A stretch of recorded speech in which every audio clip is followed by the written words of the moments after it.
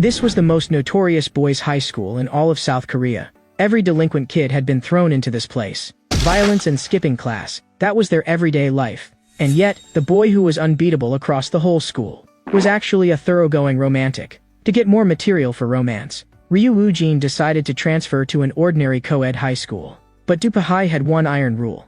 If you wanted to leave, you had to defeat every student in Dupal, and that suited him just fine. This school, which no one had ever conquered, was completely rewritten because of his enrollment. Because in Ryu Woo-jin's eyes, strength was everything, and nothing was impossible. But when he saw the rejection notice in his inbox, this was not the result he wanted at all. Just then, a voice came from outside the door. "Hey, number one idiot, isn't today the day the results come out?" The next second, his door was kicked open, and from that look on your face, it was obvious you got rejected again. Then she looked straight at the screen. "I bet the feedback you got is the same as always. Just as expected, too many action scenes, not suitable for the romance genre. See? You should have listened to your sister a long time ago. You idiot, why do you always insist on stuffing action scenes into romance stories?" Ryu Woo-jin admitted that his sister was right. He was a die-hard romantic, and he was determined to become a romance webtoon artist. His sister sighed. "Looks like you really have no social charm at all. I guess I'm partly responsible too. What does a guy who only knows how to fight all day understand about romance? You don't seriously think romance is some kind of joke, do you?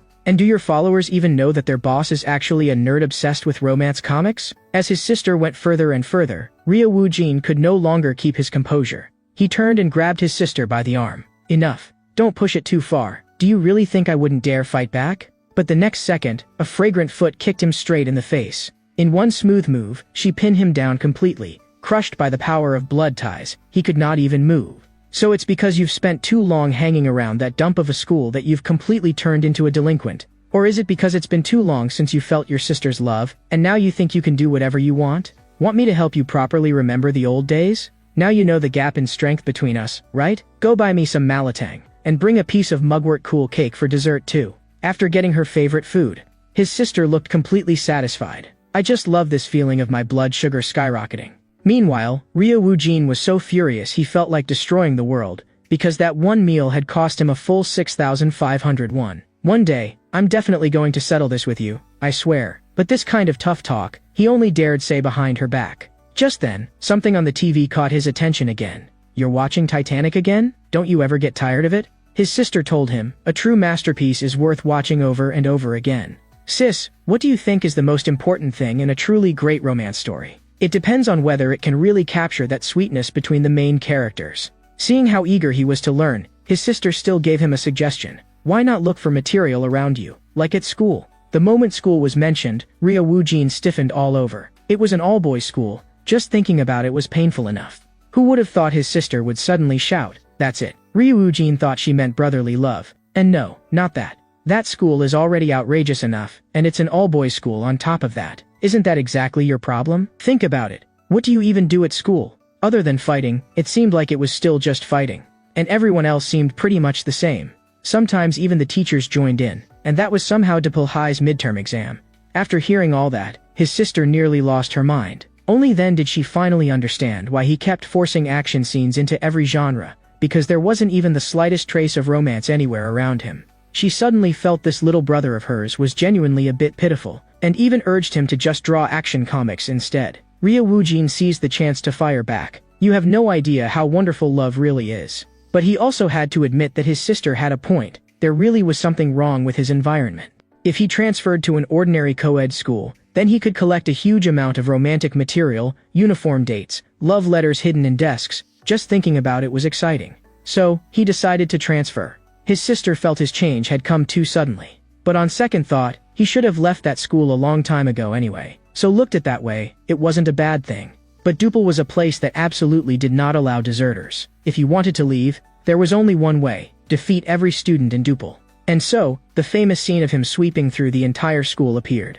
The last boy, still gasping for breath, looked utterly confused. "Senior Woo-jin, why are you doing this?" This boy, named Ma-suho, was a first-year student at Dupal High. Ryu Woo-jin could only apologize to him, because this school could not give him what he wanted. Ma-suho shouted at the top of his lungs, "What is it that you want? A new powerful rival, or to conquer the whole school?" No, what this school really didn't have was material he could use to write romance stories. Ma-suho's brain crashed on the spot, And just like that, Ryu Woojin transferred to Danyang High. The teacher said that a transfer student had arrived today. She asked him to introduce himself. Looking at this handsome boy, the students were all thinking the same thing. He only brought a notebook, not even a backpack? Could he be some kind of delinquent? But Ryu Woojin felt that even the air here was sweet. It was completely different from Dupal High. There wasn't even the slightest smell of smoke here. For a moment, all the students began to wonder whether something was wrong with his head. But the next second, he directly opened his notebook. He started taking notes frantically, because this place was simply the perfect environment for writing romance. He had already sensed a wonderful atmosphere, but the teacher beside him just stood there blankly. If you're shy, would you like the teacher to introduce you instead? But how could that Sundara Ryu Woojin possibly admit to something like that? In that case, he might as well just do things the old Dupal High way. Nice to meet you all, you bastards. Who's the boss here? That shout was like a bomb exploding on the spot. Everyone felt a lunatic had transferred into their class, and even the teacher was so mad she laughed. What did you just say? You little punk, come to the office with me right now. Some people even thought, what era is this? It's not the 80s or 90s. What exactly is he trying to act out? At the cafeteria, Ryu Woojin sat there alone, and the moment the other students saw him, they all walked around him. In everyone's eyes, he was a lunatic, and the old-school campus thug kind too. He simply could not figure out how things had turned out like this. It was already lunch break. But let alone some romantic encounter, there wasn't even a single person willing to come talk to him. Since no one came to him, then he would take the initiative himself. But the next second, a voice suddenly came from behind him. Wow, you're even more handsome up close. Ryu Woojin froze on the spot. What kind of development was this? I heard some rumors about you, so I wanted to see for myself what kind of person you really are. Ryu Woojin instantly perked up. The rumor said you're handsome, said the girl, whose name was Yumina, a second-year student. At that very moment, Ryu Woojin felt like the whole world had changed. He could not even quite figure out what this feeling was. His heart had actually started beating faster. Don't get the wrong idea, okay? Want me to show you around the school? Was this her way of taking the initiative to get close to him? Ryu Woojin's pupils widened all at once. And so, the two of them slowly walked through the campus, one in front of the other. As they walked, Yumina introduced the school to him. If you go down that path, you'll reach the music room. If you go this way, you'll get to the gym storage room. Ryu Woojin, meanwhile, walked along taking notes like crazy. In his notebook, he wrote, a heroine who actively invites the transfer student male lead on a school tour. As long as their conversation clicks, the two will naturally grow closer. At that moment, Yumina told him, that's about it for the tour. The only place left is that gym storage room, but not many people usually come this way. I heard that storage room often gets used for dates. That one sentence struck straight into Ryu Woojin's heart. What did you say? Seeing his reaction, Yumina quickly told him to forget what she had just said. But before she could even finish speaking, Ryu Woojin had already sprinted 50 meters away. That sight left Yumina completely dumbfounded. Ryu Woojin had only one thought in his head, a place used for dates. It was exactly like he had imagined. The gym storage room at a co-ed school really was different. He even felt like romance itself was screaming at him. The next second, he rushed straight into the gym storage room. If it really was here, then he was bound to find amazing material. But what he saw instead was a completely different scene. A group of delinquents were gathered there having a meeting, staring at him with icy eyes. And what he didn't know was that not long before, Kong Jiho had approached Yumina and told her to bring Ryu Woojin to the gym storage room. Yumina knew perfectly well that those guys were obviously planning to corner Ryu Woojin, so she could only refuse tactfully, saying that she and Ryu Woojin were not close at all. But the moment she finished speaking, Ryu Woojin shoved her against the wall. If we tell you to do something, you do it. Got it? Who do you think made it possible for you and your little brother to attend school in peace? Did you forget? If you don't want to suffer, then do as you're told. Frightened, Yumina still ended up bringing Ryu Woojin near the storage room. Although Ryu Woojin did seem a little strange, he didn't seem like a bad person. At that moment, all she felt was that her future had turned completely bleak. Wasn't this openly taking part in school bullying? For someone like me, who isn't even that smart, the only thing I really have going for me is my looks. She still wanted to become a big star. If she got dragged into public controversy over school violence in the future, then everything would really be over. She clenched her fists tightly. Looks like this time, the only thing I can do is apologize to my little brother. But Ryu Woojin simply never did things the normal way. Her heart instantly sank, and she felt like this time it was really over. Meanwhile, inside the storage room, the fight had already started. One boy had already taken his stance. But before he even had a chance to throw a punch, Ryu Woojin brushed right past him and then fell to the ground himself. Several of them froze for a second, then immediately started kicking him violently. What the hell is this? Isn't this guy just trash? At that moment, the boy in green shouted, "You brought that guy here, and he didn't even throw a single punch, right, Jiho?" But Kong Jiho looked completely confused. Normally, a group beating like this followed the same process every time. Some people begged for mercy before they got hit, while some tried to act tough before they got hit, and some would stubbornly hold out until the very end for the sake of that pitiful little bit of pride. He had seen all of that with his own eyes. But real Wu Jin didn't fit any of those types. He was just muttering in a low voice about things no one could understand. Something about there being romance, but after all that it turned out to be brotherhood. What the hell was that supposed to mean? Today, I'm at least someone with a girlfriend, okay? Those words left Kong Jiho completely baffled. Only then did Ryo Woo-jin finally realize just how much hatred he had drawn that morning. But in his eyes, that had clearly just been the most ordinary duple-style greeting. He even started to suspect that his classmates avoiding him was probably because of that too. If he fought back here now, things would only get worse, so he decided to quietly take the beating first. Maybe then the misunderstanding would pass. So he quietly hid his notebook inside his clothes. As long as the notebook was fine, that was all that mattered. But of course, things still headed in the worst possible direction. The boy in green snatched his notebook away. Kong Jiho opened it and even read it aloud. Co-ed school, no smell of smoke, heroine who shows me around the school, building intimacy is entirely possible. And what's this too? Notes about Yumina. No way. Your hobby is seriously creepy. At that moment, Ryu Woo-jin had already stood up. Now on his feet, he spoke coldly. Give it back. But Kong Jiho, completely unaware of the danger, became even more unrestrained instead. A guy with no pride should just take the beating quietly, shouldn't he? Looks like this thing is really important to you. Ryu Woo-jin was already close to losing control, and his voice dropped noticeably. My notebook. I'll say this one last time. Give my notebook back. But Kong Jiho just bared his teeth in a grin. Quit pretending, you bastard. The next second, he actually started tearing it up even more dramatically. Ryu Woo-jin's eyes widened instantly. Kong Jiho seemed to relish that reaction.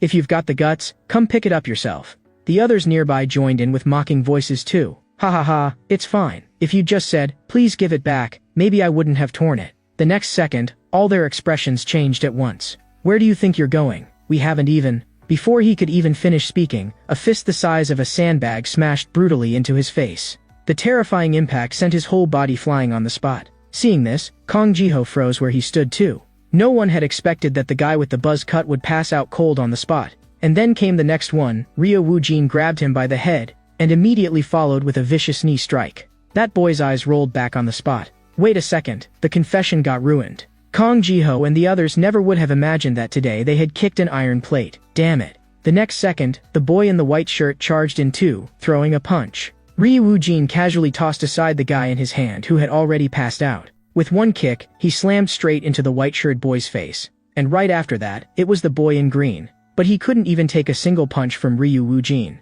In the end, only Kong Jiho was left standing alone. Hey, transfer student. The moment those words fell, a mist of blood exploded into the air. That's about enough from you, you punk. How can you be this arrogant, acting like you're such a big deal? In Kong Jiho's hand, there was already a baseball bat. Ryo Woo-jin merely looked at him expressionlessly. That one look actually scared Kong Jiho instead. What the hell? This guy took a hit like that and didn't even blink. And this is an iron bat, it actually got dented. Kong Jiho was completely stunned. The next second, Ryo Woo-jin grabbed the bat in one hand. So when fights break out at co-ed schools, people shamelessly use weapons too. Nice, I've got new material again. Looks like transferring to this school really was the right choice. With that, he seized Kong Jiho by the collar. That alone made Kong Jiho's legs go weak. Wait, I can apologize for hitting you. After hearing that, Ryo Woo-jin almost laughed. Apologize? What are you talking about? Do boys do that kind of thing too? Ryo Woo-jin slowly clenched his fist. Anyone who touches my most precious drafts, I will never forgive. Only at that moment did Kong Jiho finally understand that the notebook was Ryo Woo-jin's one absolute taboo. But it was already too late, because that fist was already right in front of his face. The next second, Kong Jiho went flying out together with the door. Meanwhile, Yumina was standing there facing the wall in self-reflection. Should I start studying seriously now? No, forget it. I should go apologize properly to Ryo Woo-jin first and beg him not to report me. While she was still worrying about her future, the nearby door suddenly flew off entirely, scaring her badly. Isn't that Kong Jiho? But the next second, a cold voice sounded right by her ear. Hey, can we talk for a second? I'm really disappointed right now. You actually dared to lie to me. How could you do this to me? At that moment, Ryo Woo-jin was obviously genuinely angry. Yumina was even getting a little dizzy from how he was shaking her. You beat all of Kong Jiho's group by yourself. Were you some kind of #1 fighter at your old school? Am I next? She put on a pitiful expression. But Ryu Woojin didn't buy it at all. There was no romance whatsoever. What exactly were you trying to do by gathering a bunch of guys together? Seriously, enough already. Yumina froze on the spot, completely unable to understand what he was talking about. Didn't you say it was a place couples often go to? A gym storage room at a co-ed school. I was really looking forward to what might be different about it, but that place was just an ordinary fighting ground. Ryu Woojin looked utterly disappointed. Yumina could only think that this guy really did have something wrong with his head. Shouldn't he be angry that Kong Jiho and the others tried to jump him? But for Ryu Woojin, who had dominated Dupal High, this kind of thing was routine. If there was anything that truly made him angry, it was Kong Jiho tearing up his precious notebook. The more he thought about it, the angrier he got. He really should go back and beat them up again. Yumina hurriedly grabbed him. You need a notebook, right? I happen to have a brand new one here. The next second, she pulled out a notebook with a pink heart on the cover. Yumina had actually felt a little embarrassed, thinking Ryu Woojin would definitely dislike it. But who would have thought that Ryu Woojin would snatch it away in one motion? Then he looked up at the sky and shouted, "Romance." Yumina had never expected him to like it that much. She had even been planning to prepare another new one for him tomorrow. But the most important thing right now was to take him to the infirmary first. Only then did Yumina finally understand that Ryu Woojin had actually transferred schools just to search for romantic inspiration. She felt that he really was impressive, but even more like a madman. But in Ryu Woojin's heart, he still could not let go of his material. Did that mean he would have to transfer again? Seeing how persistent he was, Yumina said she could help him. But Ryu Woojin had just been set up once already, so naturally he was still somewhat suspicious. Yumina told him that she was the school's vice president, so helping with something this small would be no problem. She could introduce him to the couples at school, as well as those students caught up in ambiguous, almost romantic relationships. Ryu Woojin was a little surprised too. He had not expected Yumina to have that kind of position. But Yumina had her own calculations as well. As long as she made Ryu Woojin owe her a favor, then later he would have no way to expose her involvement in school bullying. No matter what, they should help Ryu Woojin treat his wounds first. But just then, someone seemed even more anxious than they were. Sorry, I'm going in first. Doctor, Eugene injured her ankle. Ryu Woojin's pupils instantly widened, as if he had discovered something extraordinary. The doctor also looked speechless after hearing that. You again, Moon Seo-jun. Don't make such a fuss. Let her sit here first. Only then did she notice Ryu Woojin and the others. You two are hurt too? Oh, it's Yumina. You're coughing badly, so wait a moment. Because he was too emotionally agitated, Ryu Woojin, whose bleeding had just stopped, started getting a nosebleed again. A Princess Carrie. Transferring to this school really was the right choice. Shin Yijin was also a second-year student, and the doctor applied medicine to her foot, saying it would get better soon. But Moon Seo-jun, standing beside her, still looked worried. Is she really okay? Shouldn't the doctor send her to the emergency room? It's just a normal sprain. Thank you, Seo-jun. Thanks to you, it was taken care of quickly. Eugene, didn't I tell you? I'll always protect you. Just like that, the two of them started radiating sweetness right in front of everyone. But Ryu Woojin was even more excited than they were, and even urged them on from the side, saying, What are you standing around for? Hurry up and kiss. The atmosphere, which had been so nice, was instantly ruined by him. At that point, Seo-jun finally could not hold back anymore and shouted, Are you done yet? Did a door crush your brain or something? Yumina, who exactly is that guy? Yumina could only laugh awkwardly and say that he had just transferred in today, so why not greet him first? I'm Ryu Woojin. Oh, that's the guy who walked in asking who the boss was, like some thug from a bygone era. Ryu Woojin explained that it had actually just been a misunderstanding. There was only one reason he had transferred here, Moon Seo-jun, Shin Yi-jun, it was precisely to meet people like you. That sentence left both of them completely stunned. Moon Seo-jun in particular immediately felt disgusted. So in the end, I still have to get tangled up with a delinquent? What rotten luck. But Ryu Woojin's next sentence was even more outrageous. How long have you two been dating? The force of that question was no less than a nuclear bomb. The two of them stood there stunned for a long while, unable to recover. Dating? Me? With this person? Their expressions were almost exactly the same, and the next second they both immediately denied it, saying they were just childhood friends. But Ryu Woojin clearly did not believe them. You really aren't dating? Yumina added from the side that those two were actually quite famous at school. No matter who looked at them, it was obvious they liked each other, yet they absolutely refused to admit it. After Yumina bluntly exposed that truth, the two of them fell into awkwardness once again. Ha ha ha, forget it. We've known each other too long, so long that I almost don't even feel like she's a girl anymore. Do I not look like a woman to you? Only then did Moon Seo-jun realize he had said the wrong thing. No, that's not what I meant. I mean, this scene was exactly the kind of romantic material Ryo Woo-jin had been looking for. He immediately gave it a perfect score of 10 out of 10. So cute. Well then, after school, how about giving me a spot for an interview? Just then, a voice suddenly came from outside the door. Is Moon Seo-jun here? The one who had come was Choi Jin-ho, a third-year student. He had come to find Moon Seo-jun to play soccer. Eugene is here too. Hi, but Eugene is hurt right now, so it's kind of. So what? Are you hurt too? Shin Yi-jin knew all too well what kind of person Choi Jin-ho was, so she could only hurry to smooth things over. Seo-jun, I'm really fine. You should go. I can leave with me now. Ryo Woo-jin could not believe he actually left that decisively. Watching the two of them walk away, Ryo Woo-jin immediately became unhappy. Hey, aren't we supposed to do things in order? Where did you cut in from, anyway? You don't know any rules at all.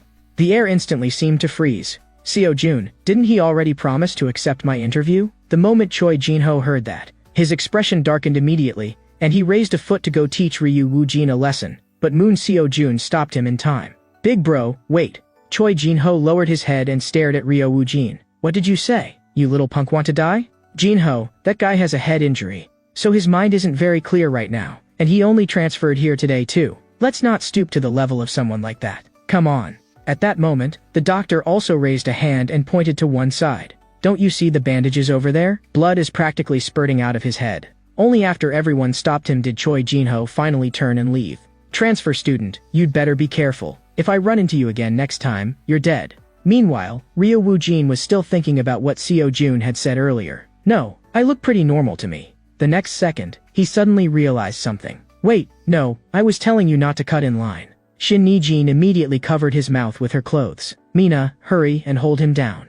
Ryo Woo-jin finally managed to break free, looking thoroughly displeased. What are you doing? What are you all doing? You only transferred here today, so maybe you still don't know this. But Choi Jin-ho is a very dangerous person. He's one of the members of the White Knight Society. Ryo Woo-jin immediately became interested. You've all been saying White Knight Society ever since earlier. So what exactly is it? Is it really enough to scare you all this badly? The White Knight Society was a local gang that tightly controlled this whole area, and there were even rumors that they had ties to a real criminal organization. Just how brutal were they? What's with that expression? I thought they were just the strongest violence group around. So then, is Seo-jun one of them too? Shin Yi-jin immediately denied it, saying of course not. Seo-jun only got called over by Choi Jin-ho to tag along because he was good at soccer. The moment Ryo Woo-jin heard that, his eyes changed at once. At that moment, the doctor added from the side that, speaking of which, last year there had been a student planning to go pro in soccer. It was said that all he had done was make a celebratory gesture that Choi Jin-ho felt insulted by.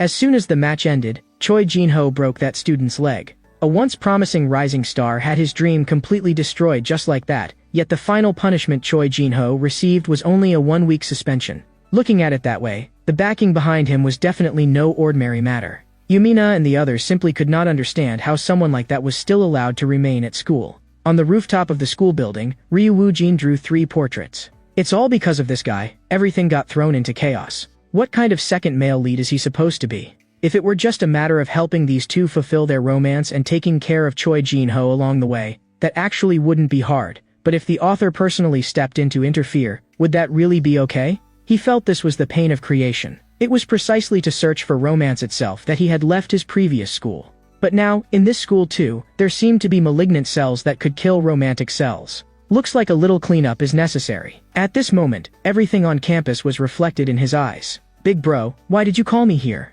Because I have something I want to ask you. Aren't you close with Shin Yi-jin? Are you two dating? No, we're really just friends. Come on, tell me the truth. You're really not dating? Or is there actually something going on? After getting a denial, Choi Jin-ho finally revealed his true intention. He suggested that since no one was home right now, Moon Seo-jun should invite Shin Yi-jin over to hang out. He even bluntly said that he was very interested in Shin Yi-jin, and then pretended magnanimity by saying that, for the sake of their brotherhood, he would graciously step aside. By this point, Moon Seo-jun had already quietly clenched his fists. But Choi Jin-ho acted as if he hadn't noticed at all, urging him to call and invite her out immediately. Moon Seo-jun could only force himself to say that Shin Yi-jin was at cram school right now. The moment Choi Jin-ho heard that, his expression darkened instantly. If I told you to call, then call. Why are you talking so much? Moon Seo-jun felt suffocated under Choi Jin-ho's overwhelming presence. And in the end, he still dialed Shin Yi-jin's number. Seo-jun, where are you? The teacher will be here soon. Well, Eugene, Jinho wants us to go to his house together. The moment Shin Yi-jin heard that, she instinctively resisted, because she knew all too well what Choi Jinho was usually like. There was no way she dared accept an invitation like that. But Moon Seo-jun still wanted to try one more time. He said that Choi Jinho usually treated them pretty well, didn't he? It should be fine. They could just go say hello and come back quickly. After hanging up, Choi Jinho showed a playful smile. When the time comes, I'll pour you some water. Pretend to take a couple of sips, then make an excuse and leave first. That sentence made Moon Seo-jun's whole body stiffen. What about Eugene? As if the answer were obvious, Choi Jinho even looked frivolous. If two people are alone together, the atmosphere will naturally turn intimate. He even bragged about his experience, saying he had used this trick many times before. Hearing that, Moon Seo-jun was already seized by murderous intent, and in the next second, a scene from childhood suddenly flashed through his mind. It was something Shin Yi-jin's father had once said to him. Thank you for keeping our little princess company. You have no idea how mischievous Yi-jin is. From now on, I'll be entrusting Yi-jin to you. But immediately after that, a sudden tragedy struck. In the end, that man died by the wall, and the one responsible had not only been driving drunk, but was also the son of a chaebol family, so the ending had been decided from the very beginning. Looking at Eugene crying in the corner, Moon Seo-jun made a vow in his heart. No matter what dangers or upheavals he might face in the future, he would give everything he had to protect Shin Yi-jin. But now, Choi Jinho wanted to trample that vow with his own hands. He even said that he had dated girls like Shin Yi-jin before, girls without fathers. Girls like that, lacking a sense of security, would come leaning in on their own as long as someone was just a little nice to them. The non-stop humiliation finally completely ignited the fury inside Moon Seo-jun, and in the next second, he slammed a hard punch straight into Choi Jinho's face. The two people beside them were dumbfounded on the spot. What are you doing, Moon Seo-jun? Even Ryu Woo-jin had not expected things to escalate this quickly. Choi Jinho looked utterly incredulous and reached up to touch the cheek he had been punched on. Moon Seo-jun, I usually look out for you, but don't push your luck. Before he had even finished speaking, he grabbed Moon Seo-jun by the face, and slammed his whole body against the wall, while his other hand slowly clenched into a fist as well. You bastard, didn't you say you didn't like her? What, now you can't bear to let someone else have her? Don't think that just because I let you tag along a few times, you're actually somebody. After watching everything from start to finish, Ryo Woo-jin immediately flipped open his notebook, and in an instant his whole body was filled with excitement. It was practically as if God were helping him. A male lead throwing a punch to protect the heroine. This was true romance. In his setting, in order to protect the heroine, the male lead would throw a punch at delinquents several times stronger than himself. At Duple High, he had never once seen a fight with this kind of romantic quality. He waited in eager anticipation for Moon Seo-jun to break free of the shackles of emotion, counterattack out of nowhere, and put on a classic scene of the protagonist awakening and turning the tables. But reality was that Moon Seo-jun was nothing but a punching bag from beginning to end. That listless, dispirited look of his made Ryo Woo-jin more and more anxious as he watched. Aren't you the protagonist? Get up and fight back. But the spotlight was clearly reserved for Choi Jinho. He smashed yet another brutal punch into Moon Seo-jun's face. And Ryu Woo-jin was gripping his notebook so hard it was almost crumbling. Get up! Hurry up and get up! But Moon Seo-jun lay there motionless on the ground like a dead dog. Just then, the sound of an iron rod scraping across the ground let out a harsh screech. Our dear little Seo-jun, whom we care about so much, I will be sure to pass the message on to Eugene for you. And tell her you were too busy to come. Just as Moon Seo-jun was about to take that blow, a pen suddenly flew straight in front of Choi Jinho's eyes. He froze for a moment, then flew into a rage the next second. Who was that? Which bastard threw that? And Ryo Woo-jin's figure had already dropped straight down from above. His eyes were icy cold. You bastard who made me write a ruined plot. Choi Jinho was stunned on the spot. How could a person possibly appear out of midair? Right after that, he recognized Ryu Woo-jin too. Wasn't this the transfer student he had met once in the infirmary? But before he could even react, a rainstorm of fists had already come crashing into his face. His whole body was then sent flying by a direct kick, spinning several times through the air, before slamming heavily into the wall. This sudden turn of events made the other two beside them feel their hearts skip a beat. The brown-haired guy came to his senses and threw a punch, but not only was it dodged with ease, he was even grabbed by the throat by Ryo Woo-jin in the next instant. You bastards, what did you do to our Seo-jun back then? In the next second, he switched to grabbing his hair instead. With a terrifying impact, he smashed him straight through the wall behind him, and Ryo Woo-jin said coldly, "This is what you did back then, isn't it?" The other one immediately swung the iron rod at him. But Ryo Woo-jin was battle-hardened. With just a sidestep, he dodged it effortlessly. Then he grinned. You guys really do love using weapons. A co-ed school shouldn't be like this. In the next second, he clenched his right fist tightly. And when that punch landed, the ground instantly burst into spiderweb-like cracks. The boy who took that blow head-on lost consciousness on the spot. He had never imagined that one day he would get beaten this badly. Moon Seo-jun was completely dumbstruck. What the heck, this transfer student is way too strong. Although he had already felt that this guy looked like a dangerous character, it turned out that appearances really did mean something after all. After taking care of Choi Jin-ho and his group, Ryo Woojin slowly walked over to Moon Seo-jun. You came to help me? Thanks. Only then did Moon Seo-jun remember that he still did not know Ryo Woojin's name. Looking at Ryo Woojin reaching his hand out toward him, Moon Seo-jun got so nervous that he shut his eyes right away. But unexpectedly, Ryo Woojin merely bent down and picked up his ballpoint pen, and casually told him that his name was Ryo Woojin, and his dream was to become a romance webtoon writer. After hearing that, Moon Seo-jun's eyes lit up at first, but then immediately dimmed again. A romance webtoon? But Ryo Woojin had already started writing away on his own. In real life, the male lead really can't miraculously beat all the school tyrants after all. But since this is a comic, then I'll just set this action scene so that the male lead defeats all the school tyrants. With that said, he closed his notebook and reached out to ask whether Moon Seo-jun could still stand up. What came next was the highlight shot of a famous scene. Just then, Shin Yi-jin rushed out. What gods and plots? What nonsense have you been talking about this whole time? Ryo Woojin heard that and did not care in the slightest. He said this was merely the plot laid out in advance by a future webtoon artist. Moon Seo-jun was even more bewildered and could only ask Ryo Woojin to explain more clearly. Ryo Woojin gave a sly grin. A classic confession scene. Go on, tell her how you feel. That sudden suggestion left Moon Seo-jun completely frozen. What did you say? Who gave you permission to tell me to confess on your own? And besides, more importantly than that, why is Yi-jin here? Faced with Moon Seo-jun's shock and panic, Ryo Woojin immediately gave an explanation. When I jumped down from the rooftop just now, I tossed them a note on the way. The moment Yumina and Shin Yi-jin saw that note suddenly fly over, both of them showed expressions unlike anything they had ever shown before. On the note were the words, Moon Seo-jun is in danger. Hurry to the back of the school. After hearing that, Moon Seo-jun was tearing into him in his head, while also wondering how anyone in their right mind could do something like this. Anyway, we're really just friends. How many times do I have to say that before you understand? Ryo Woojin directly gave him a look as if he were an idiot. For such a laughable reason, you still dared to throw yourself into a fight, and the other side was someone you clearly couldn't beat. Stop lying to yourself, kid. Let me give you one piece of advice. Someone who doesn't even dare face his own heart has no right to protect anyone.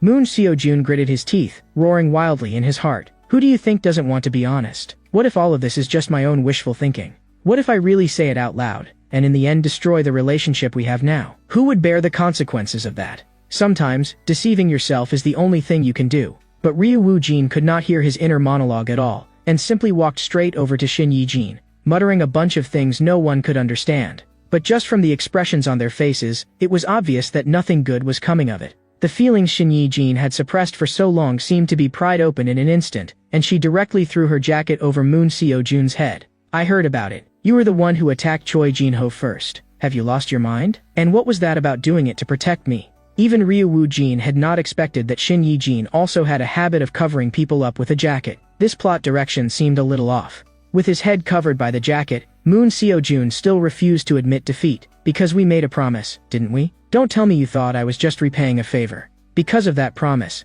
Shin Yi-jin also remembered the words her father had left behind when they were children. I'll be entrusting Yi-jin to you from now on. Please take good care of her. But Moon Seo-jun said that it was not like that at all. In the next second, Shin Yi-jin suddenly burst into tears. I never wanted you to get covered in injuries just to protect me. Those words were like something tearing straight open the deepest wound inside Moon Seo-jun's heart. At last, he gathered his courage and said all the words he had hidden for so long. I really don't want to keep seeing the people I treasure suffer those humiliating and painful things because of me. Because I like you, that's why I want to protect you. When Shin Yi-jin heard that, her whole body froze. What did you just say? But in the next second, Moon Seo-jun was the first one to retreat instead.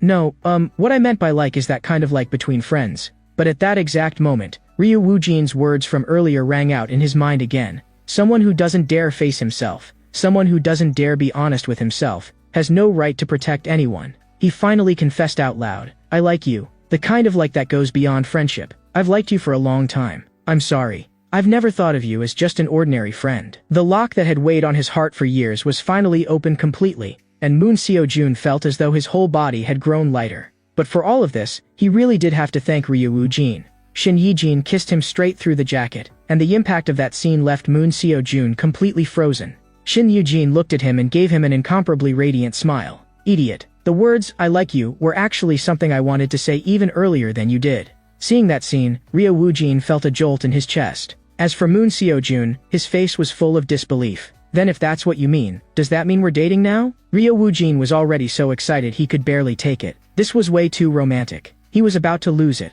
This mouthful of lovey-dovey sweetness had set him ablaze. Looking at Ryu Woo-jin, who was erupting like a volcano over there, Moon Seo-jun had no idea what on earth he was going crazy about. Clearly he was the one who had fallen in love, not him. But at this moment, Ryu Woo-jin looked like he had practically been burned black all over. He was still muttering under his breath, "Sure enough, transferring to this school was so worth it." The whole tone instantly fell apart. Moon Seo-jun scooped him up in his arms and shouted to the sky, "Ryu Woo-jin." Just then, the infirmary door was kicked open, and the doctor spat out the coffee she had just taken into her mouth. "What is it now? Don't tell me Yi-jin's hurt again."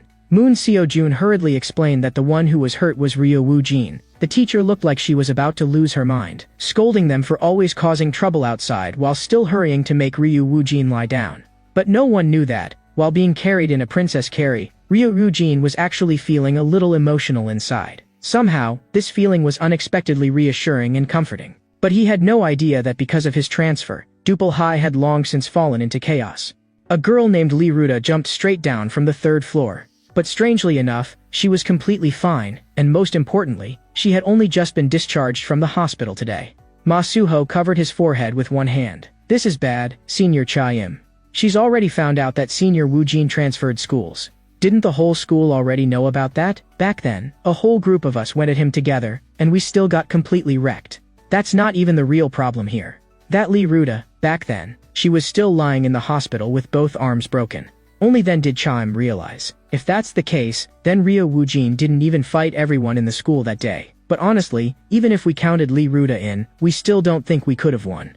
After recovering from her injuries and learning that Ryu Woo-jin had already transferred, all that remained in Lee Ruta's heart was resentment. She did not think she had stayed away because she was scared. To her, this was an insult, a sign that she had been looked down on. April arrived, and the lingering chill gradually faded away. The flowers had all bloomed, and spring had officially come. In Ryu Woo-jin's eyes, spring was also the season most suited for romance to bloom. He bared his teeth in a grin. "Hey, nice material. Nice, everyone's gathered, huh?" And beneath the cherry blossom trees had become a place for couples to date. One couple who had only started dating 2 hours earlier were already being sickeningly sweet. The boy gently fed the girl. To Ryu Woo-jin, a scene like this was one of the most classic iconic moments in romance comics. A boyfriend feeding his girlfriend fam, too sweet. He excitedly recorded it at top speed. But the girl quickly noticed his creepy gaze. "Appa, that person is so scary. He's been staring at us like a pervert this whole time." But the boy did not take it seriously at all. "Isn't he just some high school kid?"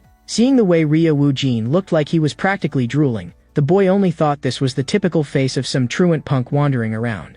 The boy was very confident in his own abilities. He was even a brown belt in Brazilian Jiu-Jitsu. In the next second, he walked straight over, planning to teach Ryu Woo-jin a lesson, and the girl was instantly charmed by how cool he looked. "Hey, brat, you've been getting on my nerves for a while now. What exactly do you want?" Ryu Woo-jin was the one who froze instead. Someone had actually delivered himself right to his doorstep. He even started considering whether to conduct a deep interview, but a mosquito that suddenly flew over directly interrupted his train of thought. At the end of his patience, he raised his hand and slapped it down. And as a result, a large section of the flower bed collapsed on the spot. Damn mosquito, already rushing out in April just to annoy people. "Sorry, big bro, but what exactly did you want?" The boy immediately activated the power of money. That, instead, completely threw Ryu Woo-jin off. "This guy, at least let me finish what I'm saying first. It's not what you think." But the series of mishaps had already made this boy lose all face, and the girl was utterly disappointed too. "Appa, don't you have even this little self-respect? Let's break up." "No, Ji-sun." Ryu Woo-jin instantly looked awkward. He had forcibly broken this couple apart.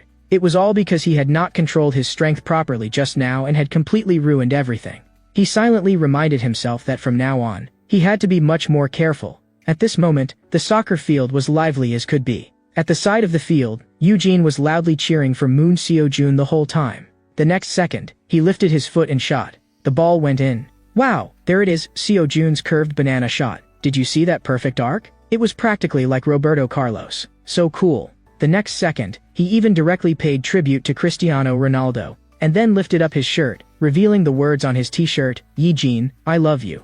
Ryo Woo-jin felt that this confession was far too romantic, expressing love through a goal celebration. Once again, he had harvested perfect material. Shin Yi-jin turned to look at him. "Woo-jin, don't tell me you're only getting to school now? No matter what, you should still get here earlier." But Ryo Woo-jin suddenly asked about Choi Jin-ho, wanting to know whether they had clashed again afterward. Shin Yi-jin told him that Choi Jin-ho had not come back to school even once since that day. "No matter what happens, if anything comes up, you have to tell me immediately." But what Shin Yi-jin was actually more worried about was him. He had provoked the White Knight Society, yet nothing had happened to him even now. That was far too abnormal. She had even already started imagining the worst. Could they be planning to target me first, and then come after you? If you really need help, all of us. Before she could finish, Ryo Woo-jin directly cut her off, saying he would keep an eye on the matter and handle it himself. He only hoped that Moon Seo-jun and Shin Yoo-jin could continue getting along peacefully. That would already be the greatest help to him. In the next second, a soccer ball slammed straight into his face.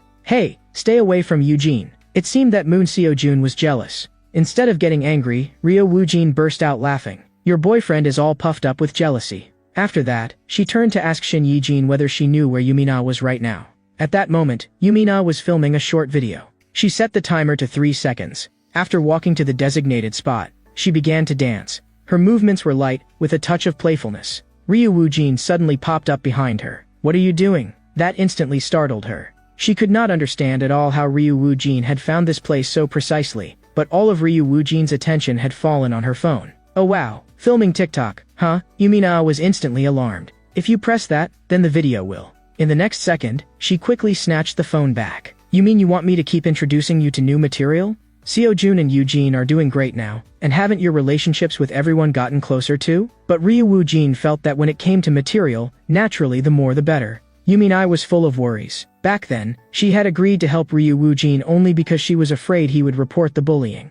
But now, Ryo Woo-jin even dared to provoke an organization like the White Knight Society. Continuing to get entangled with him was simply too dangerous, and she had long since realized that Ryo Woo-jin would never actually do something like report her. So now she only wanted to hurry and find some excuse to get away. In the next second, her foot slipped. Ryo Woo-jin hurriedly reached out to steady her. "Are you okay?" That instantly made her blush. She quickly pulled away from Ryo Woo-jin, absent-minded all over, with her head full of other thoughts. Ryo Woo-jin, however, mistakenly thought she was racking her brains to help him think of new material, and even sincerely praised her for being kind and thoughtful, which immediately filled Yumina with a wave of guilt. In the next second, the class bell rang. Yumina immediately took the chance to say she was going back to the classroom, conveniently using class time to sort out material, then hurried off. She could only feel that Ryo Woo-jin had nearly become obsessed with material. If this kept going, sooner or later her own brain was going to have problems too. Looking at her reflection in the window, she remembered that brief and subtle little moment from just now again.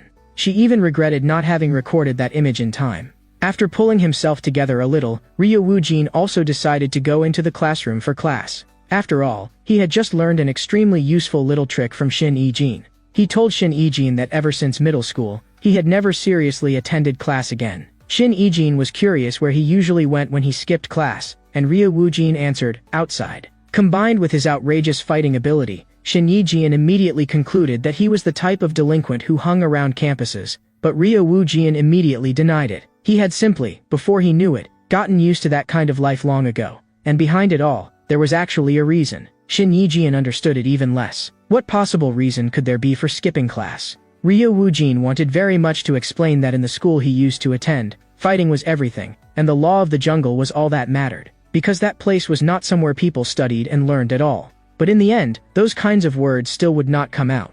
As for attending class, only the weak did that. A way of thinking like that was practically the same as directly denying the entire Korean education system. But Shin Yi-jin felt that, as a creator of romance stories, was it really appropriate for him to say something like that? Clearly, the classroom was where iconic moments and heart-fluttering scenes were most likely to happen.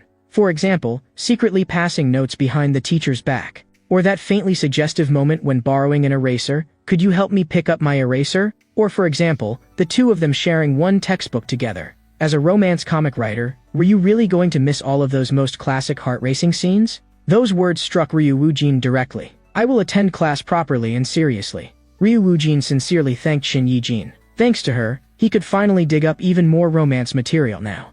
He only felt that it had been a very long time since he had been this fired up and full of motivation. Just how different could classes at a co-ed school really be? As class time drew near, the students checked with one another whether the next class was chemistry. Someone suddenly remembered they had not finished their homework and hurried off to borrow the class monitor's notes to save themselves. But those came at clearly marked prices, 5,000, not one less. Noticing that the strict chemistry teacher had already arrived, everyone quickly returned to their seats. But this teacher was particularly unusual. He actually had a greatsword strapped to his back. Judging just by his face, he was actually an old man, and even his name was strange, Yasuo. When he was young, it was precisely because of that name that he was endlessly ridiculed and bullied by others. But everyone who had laughed at him in the end got beaten into the ground by him. Insulting him was one thing, but insulting the One Peon Beast clan was a capital offense. In order to defend the dignity of his family, he became the school tyrant everyone feared in his youth. But during that rebellious period of his youth, one mentor completely changed his life.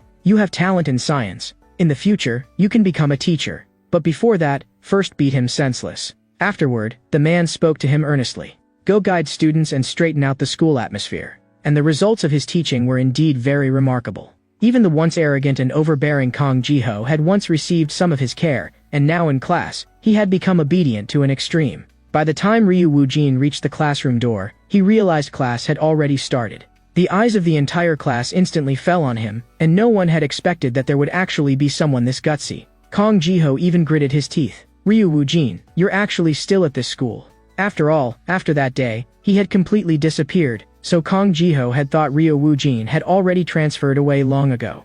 At that moment, the girl in the front row hurriedly spoke up to warn him. "Sit down, quickly. Teacher Yasuo is really scary. You just transferred here, and you're already going to crash into him head-on like some reckless idiot?" Yasuo also seemed to have discovered a new toy and decided to properly discipline Ryu Woojin.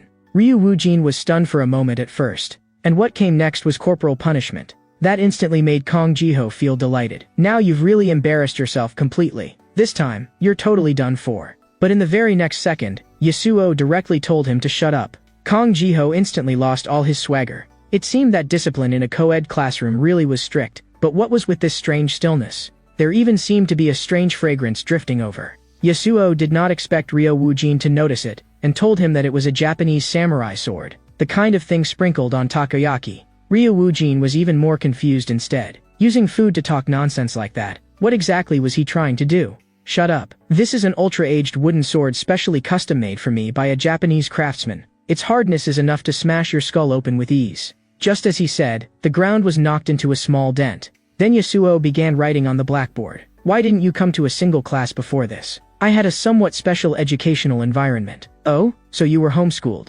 In that case, you should be able to solve a problem of this level, right?" Ryu Woojin was genuinely stunned. What was this guy suddenly doing?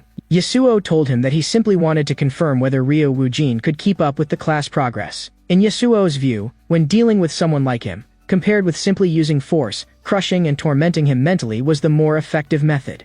Those school tyrants and delinquents loved pretending they were strong, so then let him completely expose his humiliation in front of the whole class, socially die on the spot, and make a complete fool of himself. He wore an expression like his scheme had succeeded, feeling that this move of his was absolutely perfect. But the very next second, he was thoroughly slapped in the face. Ryu Woojin directly gave the correct answer. Yasuo refused to believe it at all. Damn it, so there really are school thugs who are good at studying.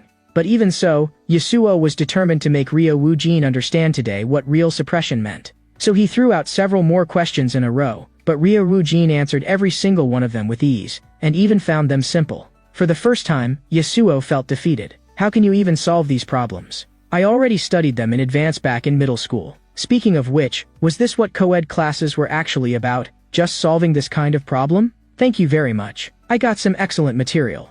Those words were practically like grinding his face against the ground, and they completely ignited Yasuo's anger. In the next second, a hand was raised. "Teacher, stop messing around already and hurry up and teach." The one who spoke was class president Hong Juwon, the second-ranked student in the whole school. The whole class instantly burst into laughter. In the end, the class president had stepped in after all, and everyone started chiming in too. "Just teach already. Yasuo felt this was utterly ridiculous. In the end, he was the one who had embarrassed himself and socially died. If this kept up, there was no way he could continue his disciplinary work. His thoughts suddenly returned to his teacher's guidance from back then. No, just making them embarrass themselves and lose face in public. Can such a low-level tactic really discipline those school tyrants and delinquents? Then what else can be done? These days there are student rights and all kinds of regulations. Corporal punishment has long been banned.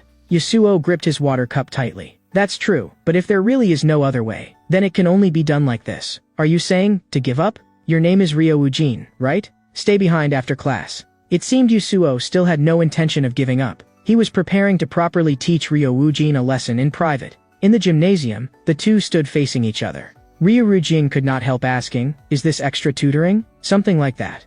Although I really did miss a lot of classes before, I think listening in class won't be any obstacle for me at all. But even as he was speaking, Yasuo's wooden sword had already swept across. Ryo-Eugene leaned backward and easily dodged it. A cold voice followed. If I remember right, corporal punishment is banned, isn't it? Corporal punishment? I have no idea what you're talking about. This is nothing more than sparring. Ryo-Eugene had not expected Yasuo to be this shameless either. I, too, once had a time when I was recklessly rebellious and unruly, just like you. But unlike you, I met the right guide, and only then did I become what I am now. He was convinced that Ryo-Eugene was not bad by nature, but merely lacked someone who could guide him. So let me, as your teacher, personally teach you, using this rod of discipline filled with love. The intense collision even stirred the air around them. Even Yasuo himself was shocked. Ryo-Eugene's skills were far more outrageous than he had imagined. You're not an ordinary school thug. Ryo-Eugene did not respond. I already guessed it would be like this, so I specifically went to look through your student records. The moment Ryo-Eugene heard that, his heart tightened. Damn, has the fact that I transferred from Dupal High been exposed? But he had clearly overthought it. Yasuo said that Ryo-Eugene's high school transfer records had been completely deleted. It was as though someone had deliberately erased that information and hidden it on purpose. Ryo-Eugene was stunned after hearing it too. He had never deleted anything, so who had done it? That only made Yasuo even more curious. What exactly was your real identity? In the next second, he was the one who froze instead. The supposedly indestructible wooden sword now had only the hilt left. Where had my firewood sword gone? Ryo-Eugene slowly clenched his fist. Although I don't know what that means, you really were scared just now, weren't you? At that moment, Yasuo finally reacted too, and even started stammering. Don't tell me, you caught it just now and even snatched away my firewood sword in the process? In his eyes, Ryo-Eugene was far too dangerous. If someone like that continued to stay at Danyang High, the consequences would be unimaginable. This school would become the worst school in history, the same kind of trash school as Dupal High. He absolutely would not allow that to happen. That was a school that had long since become hopeless, filled with riots and chaos, a rotten school beyond saving. With a 99.9% rate of producing gang members, it was a completely hopeless dump.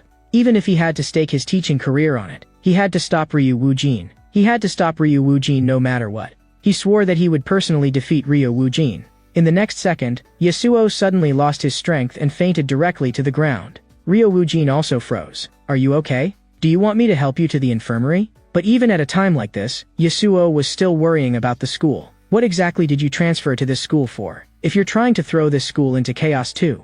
Ryo-Eugene told him that he had come to look for romance material. Yasuo apologized on the spot. What? How should I put it? I used to go to an all-boys middle school and an all-boys high school. But, I want to become a romance webtoon writer. Looking at Ryo-Eugene's incomparably serious eyes, he did not look like he was lying at all. In the end, Yasuo could only squeeze out one sentence. Impressive. In the very next second, he completely fainted. Actually, Ryo-Eugene felt a little nostalgic inside. It had been a long time since he had fought with a teacher, and this feeling reminded him of his days at Dupal High. He wondered how those classmates from back then were doing now. Just then, a voice entered his ears. In the next second, I found you, Senior Eugene. The moment he heard that voice, cold sweat instantly broke out on Ryo-Eugene's face. He knew that voice far too well. Lee Ruta. Long time no see, Senior. Lee Ruta jumped straight down from above. Her eyes were full of the excitement of spotting prey. Ryo-Eugene still could hardly believe it. Lee Ruta, why are you here? He had never told anyone that he had transferred schools,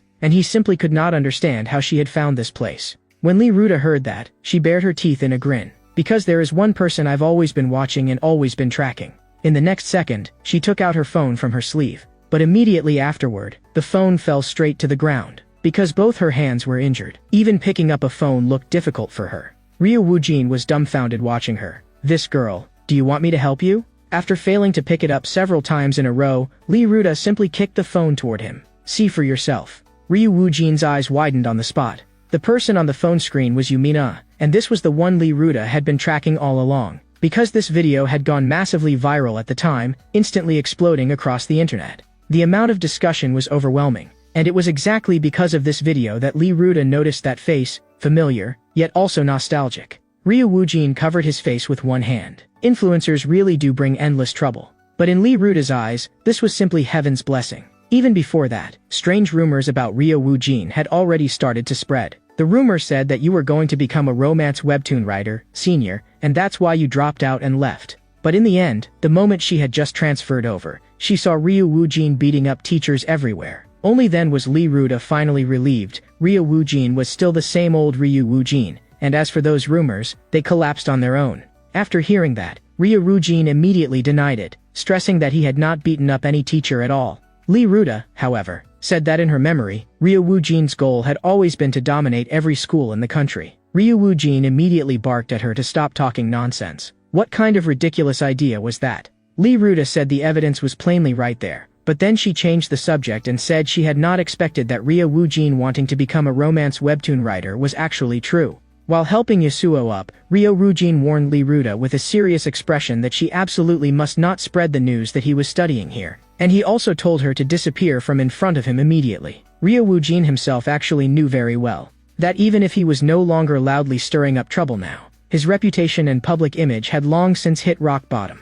If people found out he had come from that place too, then it would become even more impossible for him to get along with everyone normally. After all, on the very first day he came here, he had already made such a huge fool of himself. He had only just finally recovered from that and barely managed to find his footing.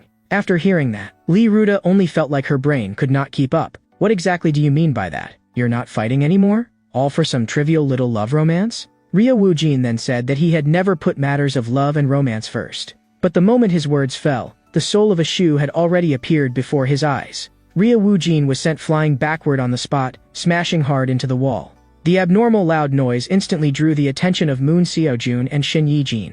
After the dust settled, Ryu Woojin's figure reappeared. He was still clamping Yasuo tightly in his arms. Ryu Woojin's gaze darkened. "Are you crazy? Lee Ruda, that attack just now was aimed to kill, wasn't it?"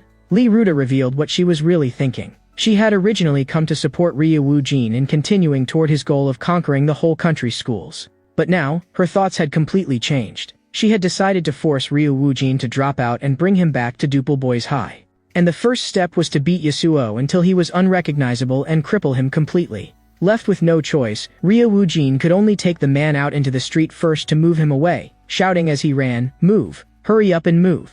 As for the pedestrians who could not get out of the way in time, he could only apologize to them in his heart. The moment he rushed to a T-junction, he slammed on the brakes. But Lee Ruda's attack had already arrived, and he barely dodged it by a hair. After missing that strike, Lee Ruda was clearly somewhat disappointed. Ryu Woojin seized the chance, turned, and ran. "Don't run, senior. Come and fight me properly." At this point, Ryu Woojin was genuinely furious. He felt Lee Ruda was simply insane, endlessly relentless. What he could not understand even more was that even with both arms injured, she could still run so fast. Maintaining balance and stabilizing her center of gravity like that, did it not hurt at all? Suddenly, a flash of inspiration struck his mind. Since her arms were already injured that badly, in the next second, he directly prepared to jump up onto the rooftop. The moment he leaped up there, he felt completely smug, and even shouted provocatively at Lee Ruda, "Jr., can't get up here, can you?" He was actually repeatedly mocking and humiliating an injured person, as expected of the strongest of the two schools' forces, but using injury as an excuse.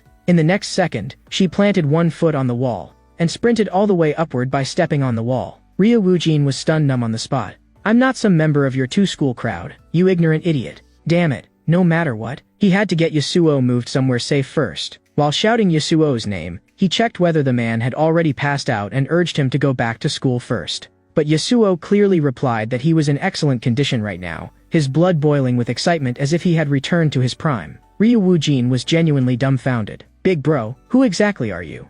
Yasuo said that because of this long-awaited battle, his blood had started burning again, so he had recovered to his original state. Ryu Woojin only felt that this sounded utterly ridiculous. Who on earth gets younger the more they fight? But Yasuo told him that this had always been his original appearance, and that he was only 30 years old this year. This was called stress-induced aging. For a moment, Ryo Woo-jin could not even imagine what Yasuo had gone through. Yasuo himself was also helpless. As for Ryo Woo-jin, he simply could not find any legal and proper way to discipline him. But Lee Ruda actually dared to attack a teacher despite this being their very first meeting. Her audacity was simply outrageous. Ryo Woo-jin immediately added another jab from the side. That's right, she had just said she was going to beat Teacher Ye into a complete wreck and cripple him outright. When Yasuo heard that, he also felt that Lee Ruda's hostility was far too intense. Someone like Lee Ruda was not someone ordinary people could handle at all, so he said that he would think of a way to stop her and told Yasuo to go hide somewhere safe first. This hostility is obviously directed at you. Someone like me. She doesn't even take seriously at all. She probably just wants to use me as a bargaining chip to threaten you. The proof is, before he could finish speaking, Lee Ruda's foot had already kicked up to right in front of Ryo Woo-jin's neck. Ryo Woo-jin let out an "oh," realizing that it really was true. But Yasuo moved a step ahead and blocked Lee Ruda's attack with both arms. At that moment, Lee Ruda was also full of confusion. Just who exactly was this person? Could he really be that old man from just now? Then let's properly greet each other first. Nice to meet you, brat, get lost. Yasuo replied to her directly, not a chance. Ryo Woo-jin was his student, and even if anyone was going to fight him, it should be him. In the first round, Lee Ruda was forced back directly. Woo-jin, go first. I'll hold her off here. But Ryo Woo-jin still could not stop worrying. He said plainly that Lee Ruda was very strong and absolutely not someone an ordinary person could handle. But Yasuo was unusually confident, saying that he was currently in the absolute prime of his body. An obstacle like this in front of him was something he could overcome with ease, and he repeatedly urged Ryo Woo-jin to hurry and leave. The scene before him instantly made Ryo Woo-jin, as a romance comic creator, think of a classic manga setup. The male lead willingly staying behind alone to protect someone else, while the female lead was forced to flee. And Lee Ruda was the villain. A woman, just for the sake of a mere woman. He was even prepared to throw away his life. Idiot. And Yasuo was the heroic male lead saving the beauty. Go, I'll hold her off here. As for Ryo Woo-jin, he was the protected heroine. His thoughts exploded in an instant. He only felt that this scene was far too romantic. His mind began frantically constructing matching lines and plot developments, and he even started struggling over how, according to manga settings, the weaker side ought to choose. That left even Yasuo and Lee Ruda staring in shock. They were supposed to be fighting side by side, but by the setting, the opponent was clearly an overwhelmingly powerful enemy that could not be defeated. If instead of escaping here, they went together toward destruction, then that would be the greatest betrayal and contempt toward the man who had staked his life on this. So in his heart, he decided on the male lead's line, I'll hold them off here, hurry and run, and the female lead's line would be. At that moment, Yasuo, no longer able to endure it, shouted directly, why aren't you gone yet? Get lost. Okay, Appa. That one line instantly shattered Yasuo's composure. What did that brat just say? But what he never could have imagined was that the one whose composure shattered was also Lee Ruda. What exactly is your relationship with Senior? What nonsense are you two talking about? In the next second, she let out a cold snort. I'll personally ask Senior about his real purpose later. But putting that aside, weren't you hitting a little too hard? Yasuo answered her coldly, telling her not to get too arrogant. He was a teacher, and teachers were supposed to protect their students. He said plainly that the fact she had failed to attack Ryo Woo-jin just now was simply because she had been lucky. Now he would let her witness the swordsmanship passed down from his ancestors. Lee Ruda could only feel that Yasuo's oppressive aura at this moment was absurdly intense. Had he really powered up? Swordsmanship of Night. First form, Night. That terrifying presence forced Lee Ruda to scream again and again. She even felt the illusion that she had already been cut down. This is my Yasuo in his prime. In the next second, Lee Ruda stood there completely unharmed, and both of them froze on the spot. Only then did Yasuo realize that his wooden sword had long since been reduced to nothing but a short handle. The air instantly became awkward. In the next second, a huge foot slammed viciously into his face. Right in front of him, Lee Ruda kicked Yasuo flying away with one blow. Yasuo immediately realized that her strength was extremely great. If both sides fought at full power, then even an expert like him would be thrown into danger. After one round of direct exchanges, the situation ultimately turned into a one-on-one duel. Ryo Woo-jin clenched his teeth tightly. The sound of fighting on the rooftop was so intense that the people downstairs even got the wrong impression and thought the military was doing construction outside. That was because every kick from Lee Ruda was incomparably vicious, and she was still asking Ryo Woo-jin in return whether this felt exhilarating, whether this made him happy. Ryo Woo-jin was truly speechless and could only keep dodging desperately while complaining. But Lee Ruda kept urging him to respond seriously, to fight like a real battle, to completely let loose and have a proper all-out fight. Seeing the way he was now, she even suspected that after transferring schools, Ryu Woojin had never truly fought seriously again. That was actually true. Even when dealing with people like Kong Jiho, Ryu Woojin had always been deliberately holding back. She knew Ryu Woojin too well. If he really got serious, then even she would have to lie in the hospital for half a year. But he still refused to respond. Ryu Woojin had transferred schools for the sake of so-called romance. To her, that reason was nothing but utter bullshit. Faced with a desk flying straight at him, Ryu Woojin could only grit his teeth and take it head-on. Who would have thought that in the next second? Lee Ruda had already appeared above his head and, without the slightest hesitation, brought down a kick. While blocking, Ryu Woojin told her to stop before going too far. All he wanted was romance. Seeing that he was still so stubbornly obsessed, Lee Ruda's attacks only became fiercer. You are violence itself. But I was saved by that very violence. From that moment on, Ryu Woojin became the idol in her heart. Back then, it was precisely because of Ryu Woojin that she went to Dupo Boys High. As that resentful kick came crashing down, the floor was smashed through on the spot, and the woman working downstairs screamed in fright. And Ryu Woojin lay there quietly in the rubble, while Lee Ruda stood above him, breathing heavily. Wasn't Duple High that school tucked away in some mountain hollow, rotten like a cesspit? But even so, she had still gone there without hesitation. So it turned out that Lee Ruda had always hidden an unforgettable past in her heart. The one who had once saved her was not a friend, not family, not a teacher, and not even a police officer on duty, but the Ryu Woojin standing before her now. He had once said to Lee Ruda that in order to protect everything precious in your heart, you have to desperately become stronger. Become the strongest person in this world. Lee Ruda was completely moved by those words. Even though she had no evidence to prove it, deep in her heart she was convinced that the person before her would one day stand at the pinnacle of the strongest. Influenced by Ryu Woojin, even though she herself felt fear in her heart, she still decided to follow him, willing to stake her life on staying by his side, wanting only to keep walking that road with him. But that sincerity was rejected. No matter how much Lee Ruda thought about it, she could not understand it, and she kept questioning him, asking why he was blocking her from moving forward, even asking in return whether he was that chairman who had staked his life on it. But that was not what she meant at all. The only person who had truly staked everything to walk this path, from beginning to end, was herself alone.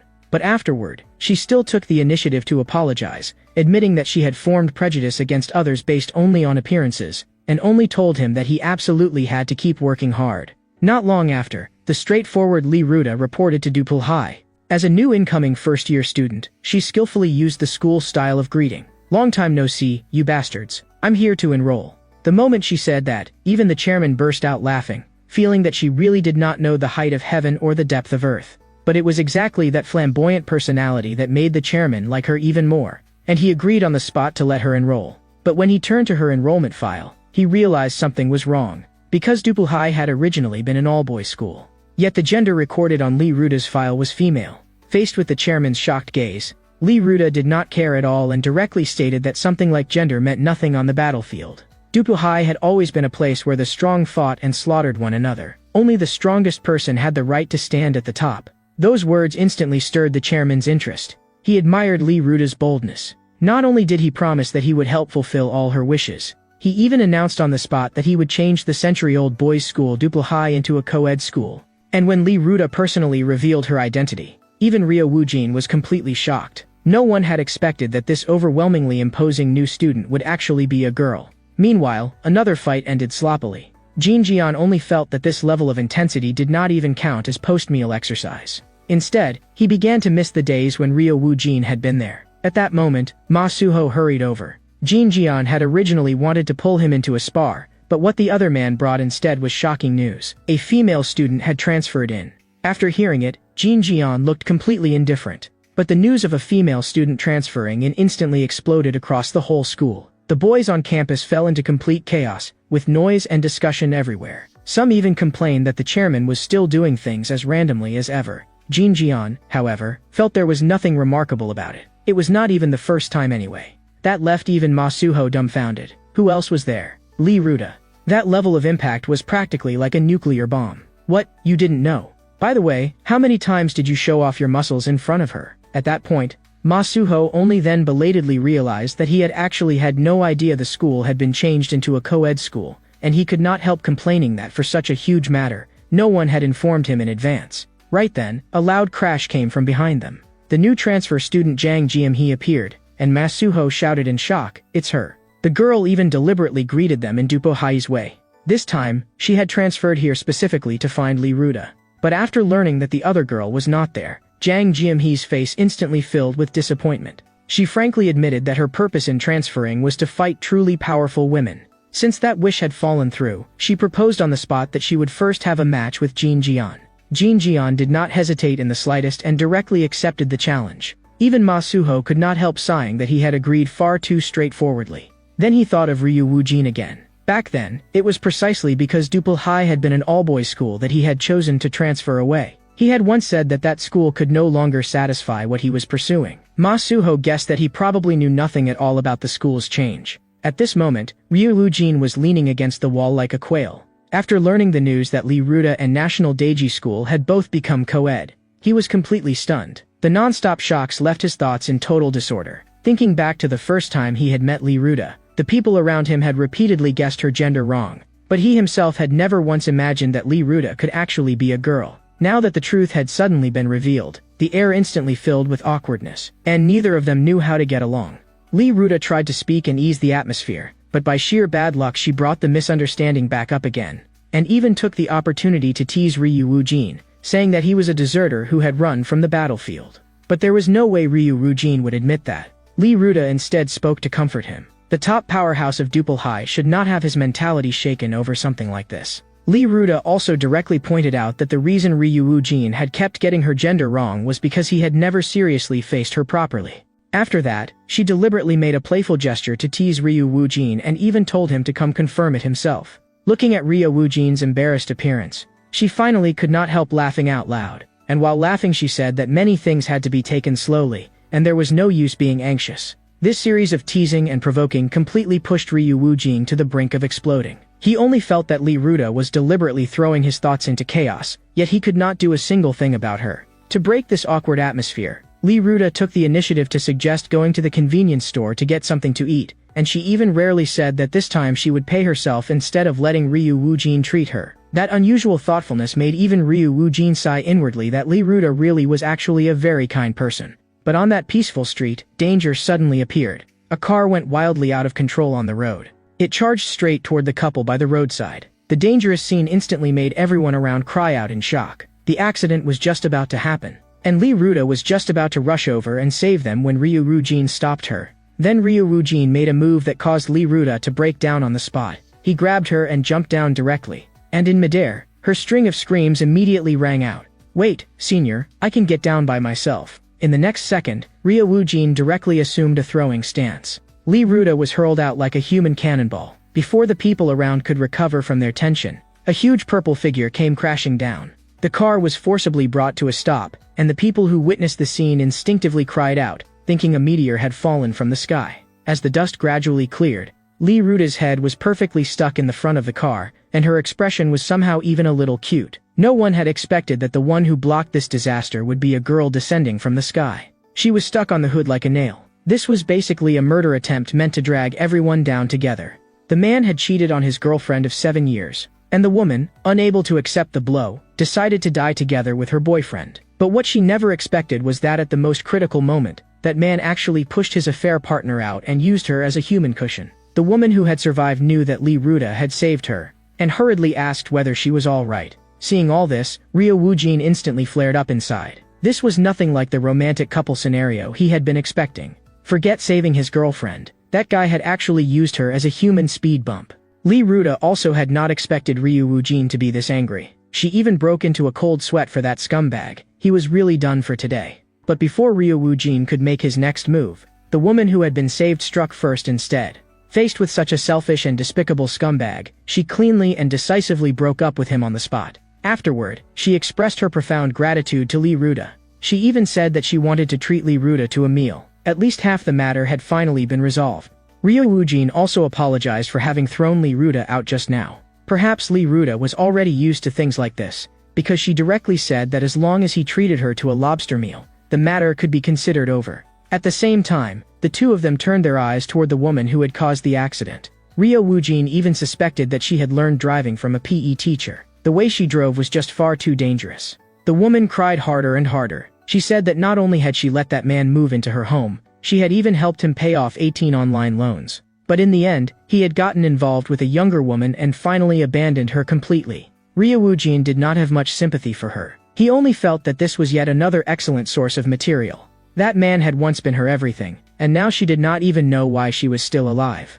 Those words deeply moved Lee Ruta, because she had once said something very similar to Ryu Woojin before. But in the next second, Lee Ruta laughed. She said, "Then live for yourself. After all, this is your own life, and you should live it however you want." But the premise was that she herself had to possess enough strength first. Ryu Woojin thought she had truly come to her senses this time. But in the very next second, Lee Ruta actually challenged that woman on the spot. The moment Ryu Woojin saw that, he dragged Lee Ruta away directly. Lee Ruta protested wildly the entire way, saying that the other woman was already an adult, so maybe having a serious fight would actually make her feel a lot better. Before long, Lee Ruta sat on the bench, waiting quietly. Ryu Woojin came over carrying steaming hot food. But what Lee Ruta cared about was Ryu Woojin's mood. He had recovered far too quickly, yet this very kind of Ryu Woojin still made it impossible to look away. Lee Ruta told Ryu Woojin that what she had just said to that woman was actually something she was saying to herself too. Only just now did Lee Ruta finally understand what she was truly living for. The answer was that only when she fought Ryu Woojin was she the happiest and the most exhilarated.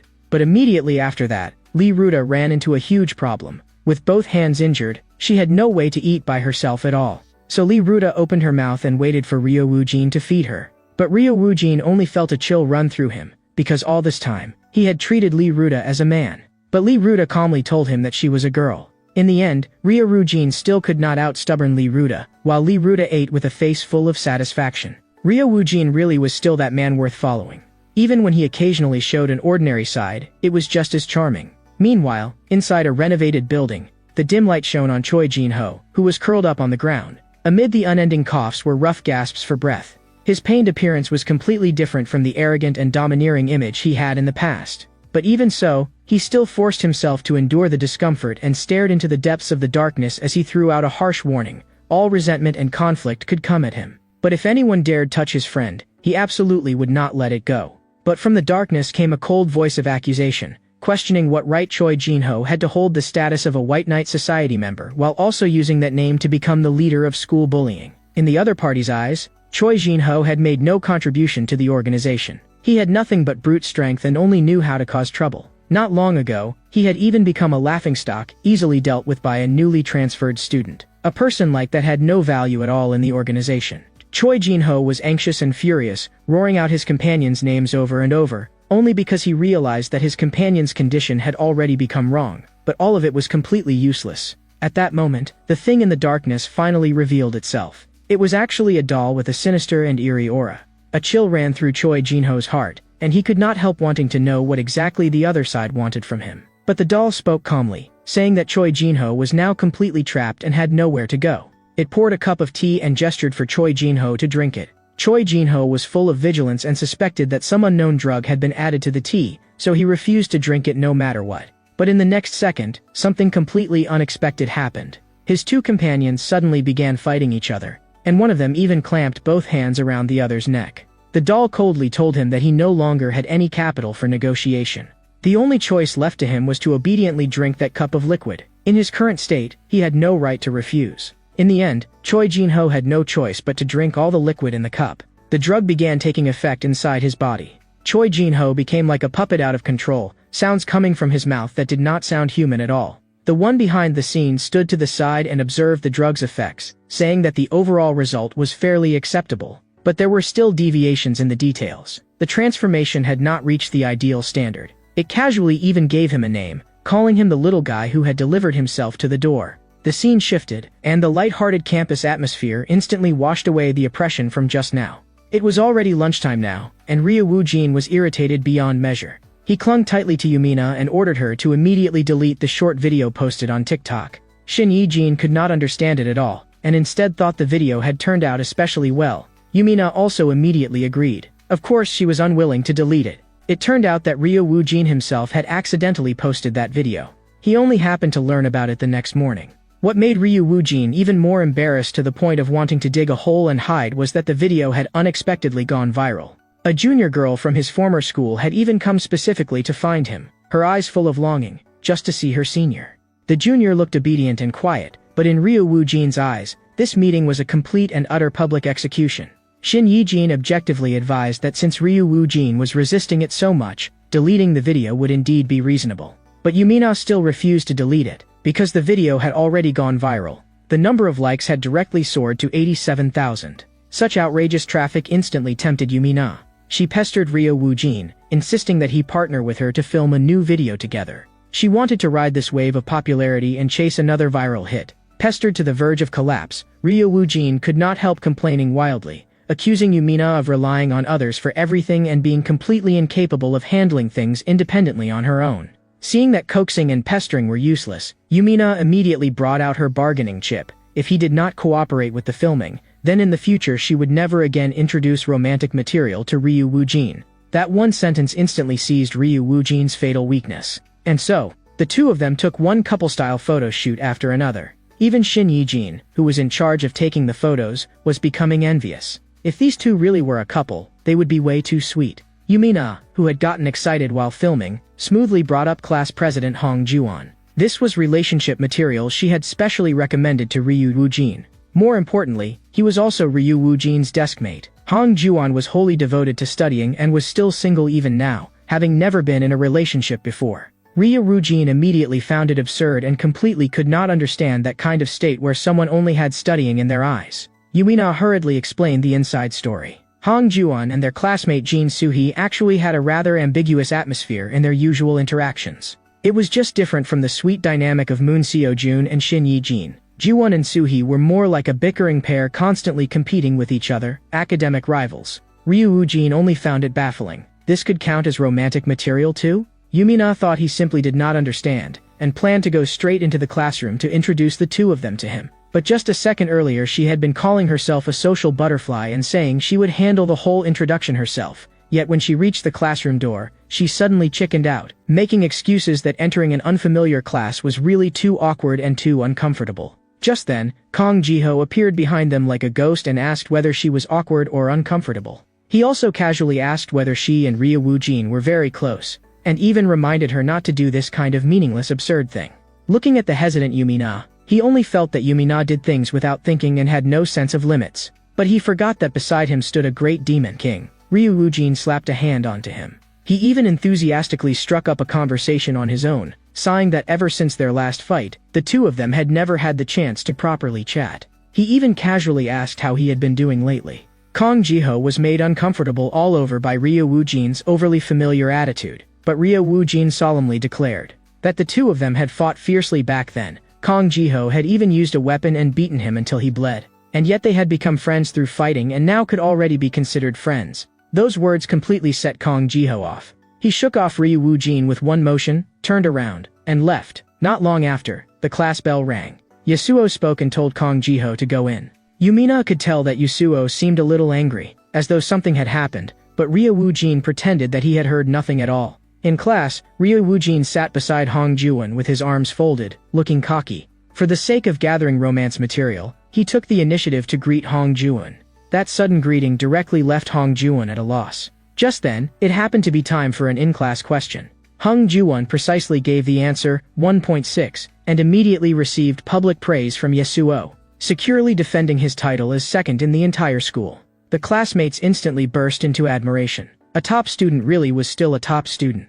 Yasuo immediately began explaining the core knowledge points behind the problem in detail, but at that exact moment, Jin Soo-hee arrived late, apologizing repeatedly and saying that she had stayed up all night gaming, then overslept, which was why she was late. Ryu Woojin instantly thought to himself that she was dead.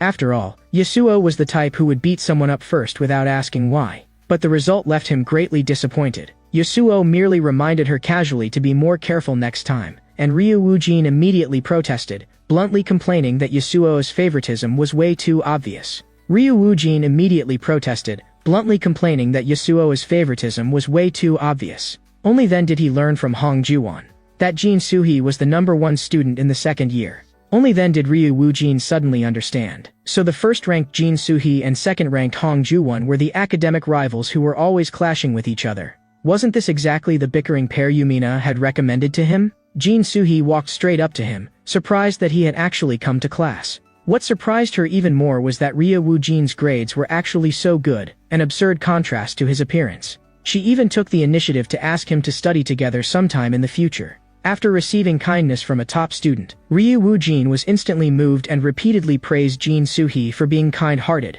so he silently wrote down a sentence in his notebook: academic performance is directly proportional to character. Of course, she also did not forget to greet Hong Ju-won. But the moment she opened her mouth, she called him second place, and Hong Ju-won, who had been teased about that over and over, was obviously hurt. He told her to stop provoking him like that. The two of them were making so much noise while arguing that the teacher directly called them out, reminding both the first-ranked and second-ranked students to quiet down. Only then did the two of them hurriedly fall silent and behave. But Ryo Woo-jin laughed from the side. On one side was the dark human experiment storyline hiding secrets, and on the other was noisy everyday campus life. It seemed that this time, transferring schools really had not been a mistake. The weather outside made today feel like a good day. Yasuo, standing at the podium, even stretched lazily. Ryo Woo-jin, carrying dreams of becoming a writer, sat in the classroom full of anticipation, wondering what surprises today's co-ed class would bring him.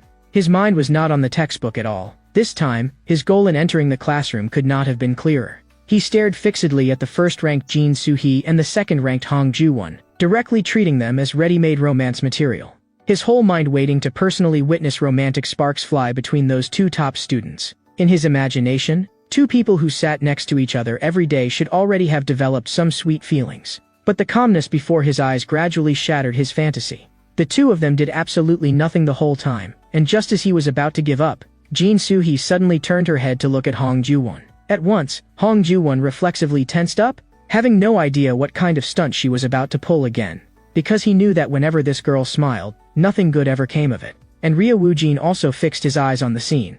In the next second, a small note was tossed onto Hong Ju-won's desk. Ryo Woo-jin instantly tensed up, and even excitedly guessed that the note might contain some kind of confession, waiting eagerly for a famous scene to unfold. But Hong Ju-won's thoughts were completely different. What exactly could this thing be that she insisted on passing over during such an important class? In the end, there was not the slightest bit of ambiguity in the note. It was merely one of Jin Soo-hee's pranks, and all it said was a joke about Hong Ju-won being forever second place. Hong Ju-won was immediately both embarrassed and angry, and quickly warned her to stop while she still could, but that was exactly the reaction Jin Soo-hee most wanted to see. She did not even care that class was still in session and laughed out loud on the spot. Hong Ju-won was badly provoked by her, his face full of the expression of someone who had no idea what she was trying to do. Seeing that, Jin Soo-hee not only failed to restrain herself, but continued provoking him, bluntly declaring that if he had the ability, he should beat her with his grades, and then deliberately switched to calling Hong Ju-won by the nickname Cola.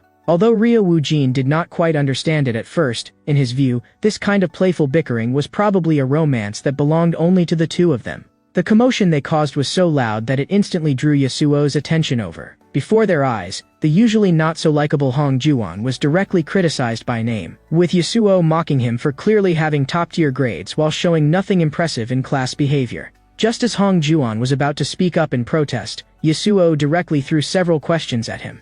Faced with the sudden questioning, Hong Ju-won panicked on the spot and could not even answer the choices. And at the critical moment, it was Jin Soo-hee who secretly prompted him from the side. But who could have expected that she deliberately gave him the wrong answer? The simple-minded Hong Ju-won really did treat her as a life-saving straw and blurted out that answer. As a result, the one sent to stand in the corner was him, though beside him was also Ryo Woo-jin, who got dragged into it just for watching the show. Yasuo even directly said that this was revenge on Ryo Woo-jin for leaving him behind alone after school yesterday. After being toyed with again and again, Hong Ju-won was so angry that even his words came out tangled, and he kept shouting Jin Soo-hee's name, feeling utterly wronged and completely unable to understand why he was being punished for no reason at all. Ryo Woo-jin seized the opportunity and smoothly began probing the relationship between the two of them, puzzled why they could argue nonstop every day even though they did not really seem to have a grudge against each other. Hong Ju-won explained pitifully that it was always Jin Soo-hee who picked fights first, and that no one would be able to put up with it. With one sentence, Ryo Woo-jin pierced straight to the point, teasing that though Hong Ju-won complained with his mouth, in his heart he actually did not dislike being thought about like that by her at all. Right after that, Hong Ju-won turned around and asked about Ryo Woo-jin's academic level. Thinking of how Ryo Woo-jin had solved all the difficult questions in yesterday's in-class test, Ryo Woo-jin told him that he had only learned a little ahead of schedule back in middle school. As he spoke, he suddenly reacted sharply and thought Hong Juwon had mistaken him for a new academic rival. Ryo Woo-jin hurriedly explained his true purpose. Compared with competing with others in grades, the most important thing to him now was collecting romance material. He frankly admitted that he was determined to become a romance webtoon artist. He did not want his precious student days to be left with nothing but dull studying, because romance stories were an absolutely indispensable part of youth. Hong Ji-won actually agreed with that statement, and it was precisely because of that he had always been doing his utmost to seize first place in the grade. Those words, instead, left Ryo Woo-jin dumbfounded. But at that moment, Jin Soo-hee popped up again and twisted the knife, specifically mocking the pathetic state of the mighty second-place student, and even excitedly took out her phone to snap a commemorative photo, making Hong Ji-won repeatedly shoo her away and complain that the only reason he was suffering this badly was all because of her. But Jin Soo-hee casually tossed out a line saying that all of this was for his sake. That instantly threw Hong Ji-won's thoughts into chaos. Later, they learned that Hong Ji-won had originally planned to go to the library after school. Jin Soo-hee took the initiative to invite him out for coffee, saying it would count as an apology. But Hong Ji-won did not even think about it and directly refused in a sharp voice. Seeing that she could not invite Hong Ji-won out, Jin Soo-hee immediately changed targets. She actually turned around and invited Ryo Woo-jin to go study with her instead. That sudden invitation directly startled Hong Ji-won,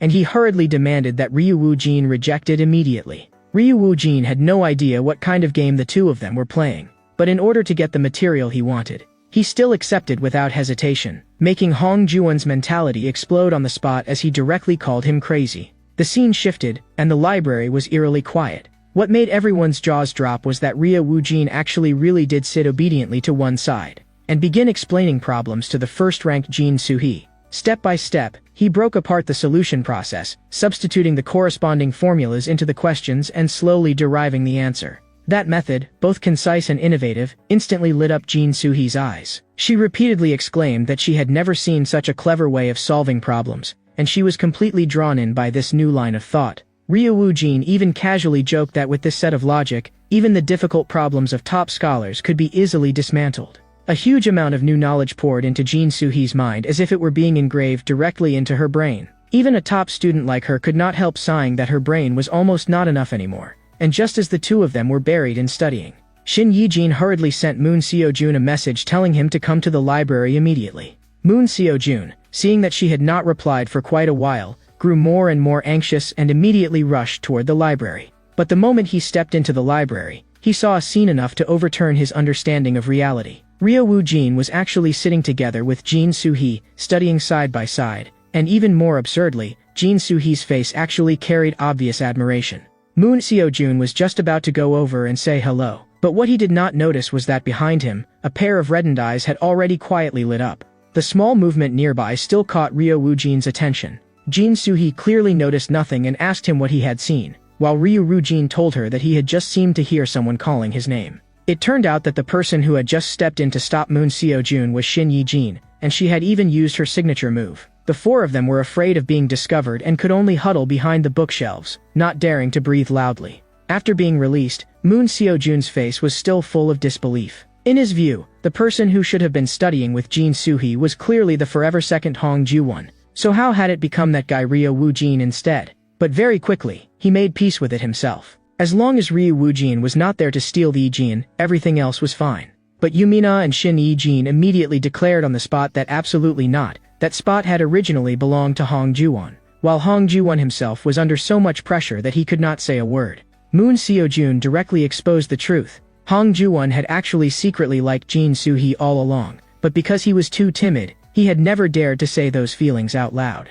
Now that he was watching with his own eyes as someone else stood beside the person he liked, of course he was anxious beyond measure. Hong Ji-won, whose feelings had been exposed on the spot, was both embarrassed and angry, desperately denying it with his mouth, but every sentence around him hit right in the center of his heart. Moon Seo-jun even rarely turned serious and advised him that if he kept standing still and doing nothing, in the end he would only watch the person he liked drift farther and farther away, wasting this bond for nothing. Compared with the atmosphere on their side, so tense it was practically frozen, Ryo Woo-jin and Jin Soo-hee had already temporarily stopped studying, and planned to take a short break first. Jin Soo-hee took out a bottle of banana milk and gave it to Ryo Woo-jin as a thank you gift, thanking him for teaching her so patiently. But because they had different ways of drinking it, the two of them somehow ended up having a small disagreement.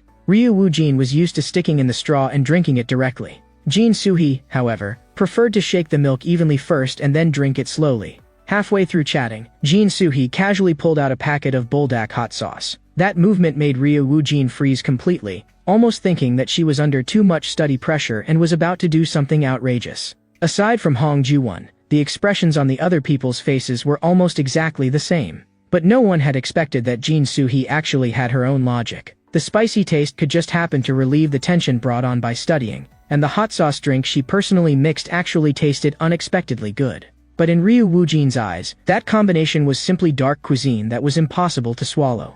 During their casual conversation, the thick notebook by Ryu Woojin's hand also aroused Jin Soo-hee's curiosity, and after asking several times, Ryu Woojin finally confessed that it was actually his romance material notebook. So the ultimate goal behind his transfer was to become a romance comic creator, and the campus interactions and shy emotions he saw in daily life would all be casually written down by him and slowly accumulated into creative inspiration. After hearing about his dream, Jin Soo-hee was genuinely worried for him and could not understand why he insisted on choosing such a difficult and uncertain path. After learning that the notebook was specially used to record daily romance material, she even deliberately smiled and asked whether the time she and Ryu Woojin had spent studying together had made his inspiration explode or his heart beat faster. That string of teasing made Ryu Woojin laugh helplessly. The light, warm atmosphere between the two of them also slowly reached its peak. Very soon, the topic landed on Jin Soo-hee and Hong Ju-won. Ryu Woojin was curious. Even though the two of them bickered and fought like they were dating, they also always stuck together to study.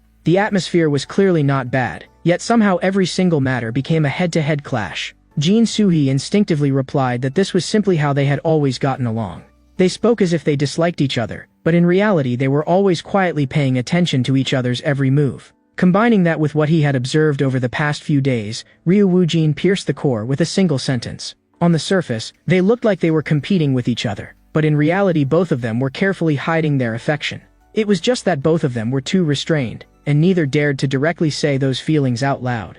Those words instantly struck right at Jin Soo-hee's true thoughts, leaving her angry and helpless all at once. A second ago, she had still felt that Ryu Woojin seemed pretty reliable. The next second, she could not help complaining that saying you could see through other people's hearts just by looking at their faces was way too ridiculous. In a huff, she packed up her things and got up to go home. But because she left too quickly, Jin Soo-hee left behind that packet of hot sauce. Ryu Woojin picked it up and immediately chased out of the library. Along the way, he opened his mouth several times, wanting to return the item to her. But just after leaving the school gate, a few hooligans loitering nearby directly surrounded Jin Soo-hee. They said they had a miracle medicine that could quickly improve grades and coaxed her to close her eyes and give it a try. Jin Soo-hee raised her hand and slapped the thing away. What a joke. As someone who had firmly held first place in the grade for years, why would she need something like that? She directly said that she had been first place since middle school and simply did not need this kind of crooked shortcut medicine. On the spot, she saw through the fact that this group were nothing but street punks trying to hit on her.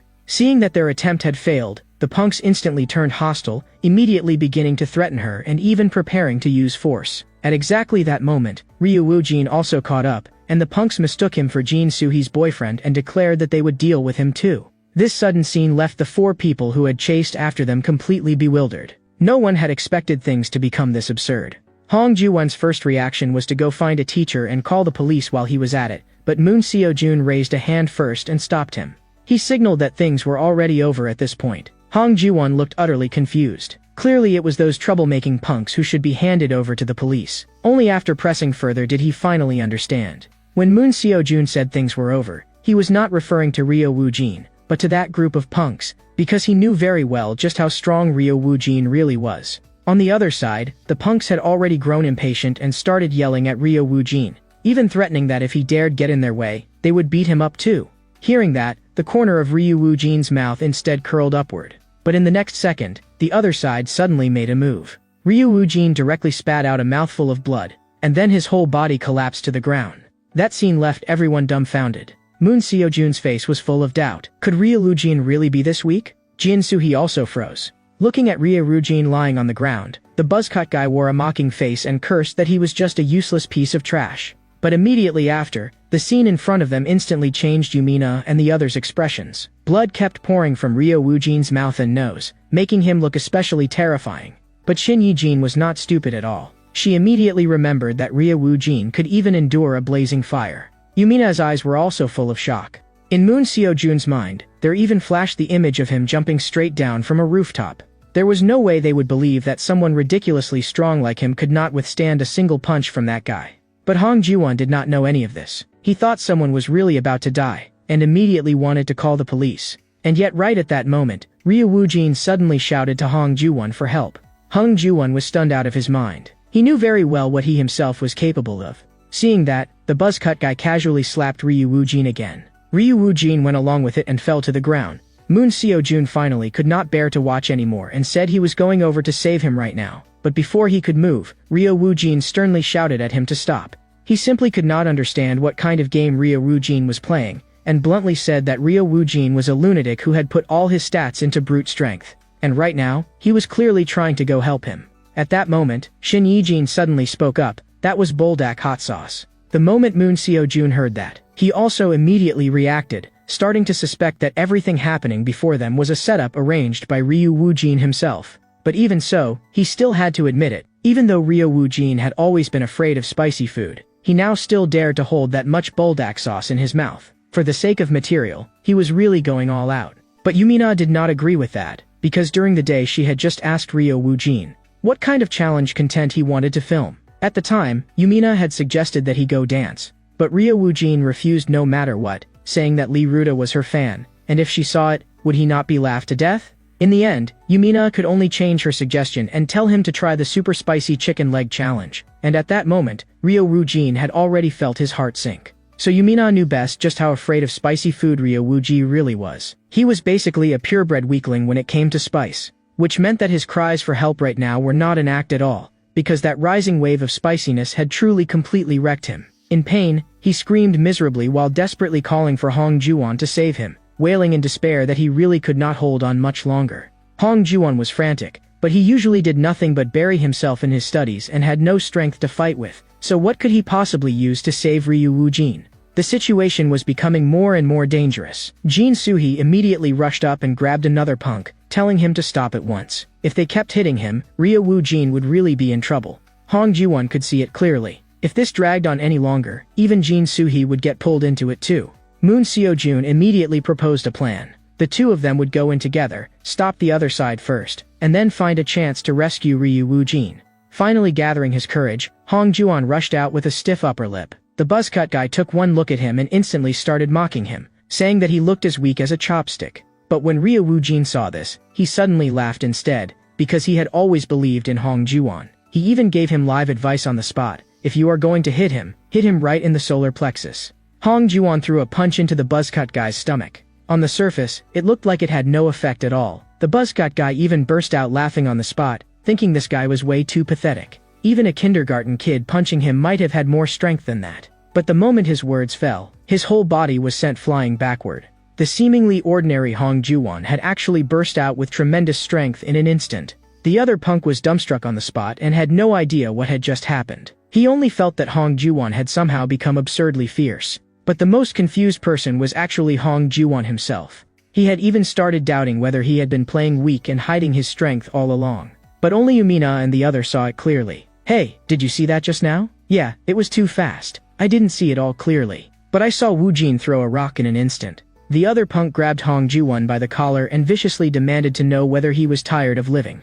Hong Ji-won was directly frightened by that intimidation, and immediately lowered his head to admit fault and beg for mercy. Watching from the side, Ryo Woo-jin almost wanted to smack Hong Ji-won on the head. He had worked so hard to create this situation, only for it to be ruined just like that. But immediately after, another twist appeared.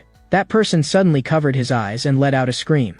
Hong Ji-won was completely unable to make sense of it. His mind even began wandering wildly, and he started wondering whether he had suddenly awakened Conqueror's Haki unconsciously. The two punks immediately groaned in misery, lamenting that even being a punk was getting harder and harder nowadays. In the end, it was still the classic routine. They threw out one harsh threat and then turned and ran. At this point, Hong Ji-won still had not fully recovered his senses. But Jin Soo-hee's voice had already reached him at once. Ryo Woo-jin, are you okay? Come here quickly. You've lost so much blood. Hold on a little longer. I'm calling an ambulance right now. But at that moment, she suddenly sensed something was off and caught that familiar smell. Only then did she realize that Ryo Woo-jin had actually drunk an entire bottle of bulldog hot sauce. Jin Soo-hee could not understand it at all, but Ryo Woo-jin told her that if it was for the sake of shaping the most perfect story in his heart, he had long ago steeled himself not to fear even death. Jin Soo-hee only took it as nonsense. Seeing how bad his condition was, she felt what he needed most right now was water, but Ryo Woo-jin specifically asked for iced black tea, and the moment Hong Ju-won heard it, he immediately turned and went to buy some.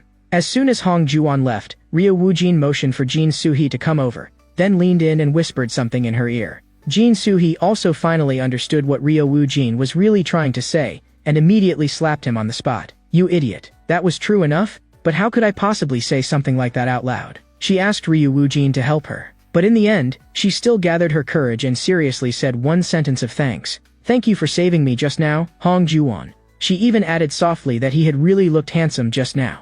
Hearing those words, Hong Ju-won froze completely. The moment Jin Soo-hee saw that, she quickly urged him to go buy the drink already, and even deliberately called him directly by his full name. It was as if Hong Ju-won were allergic to that name, and he immediately protested seriously, forbidding her from calling him by his full name. Jin Soo-hee directly fired back that if he did not like it, then he should go take first place. Ryo Woo-jin instantly felt that he had obtained excellent material. Watching other people fall in love could actually make someone's blood boil this much. This kind of romance was practically explosive. Watching that flame soar upward, even Jin Soo-hee was dumbfounded. Shin Yi-jin and the others also had not expected that this time actual fire would come shooting out. And on the spot they decided that under these circumstances, he absolutely had to be sent to the emergency room immediately. Hong Ju-won had just been about to move when he suddenly noticed a medicine bottle on the ground. He froze for a moment and casually picked it up. Seeing that, Jin Soo-hee was so exasperated she nearly laughed. "Hey, Hong Ju-won, hurry up already." Only then did Hong Ju-won stuff the medicine bottle into his pocket, though he had once again been called by his full name. Seeing that Ryo Woo-jin truly was about to collapse, he no longer had the energy to argue about such things. The scene shifts. Standing in the school restroom, Ryo Woo-jin smelled that unique scent in the air and could not help sighing inwardly. This was the kind of atmosphere only a co-ed school restroom could have. It was completely a different world from the boys' restroom at the all-boys school he used to attend. This unique ambience actually carried a kind of romance too, and had even become a rare piece of creative material. So he wrote in his notebook that the restroom in a co-ed school was unexpectedly filled with a pleasant fragrance. As a romance-themed rookie webtoon author determined to debut, Ryo Woo-jin completely immersed himself in that atmosphere, turning every tiny and chaotic feeling of this moment into his own romantic realization.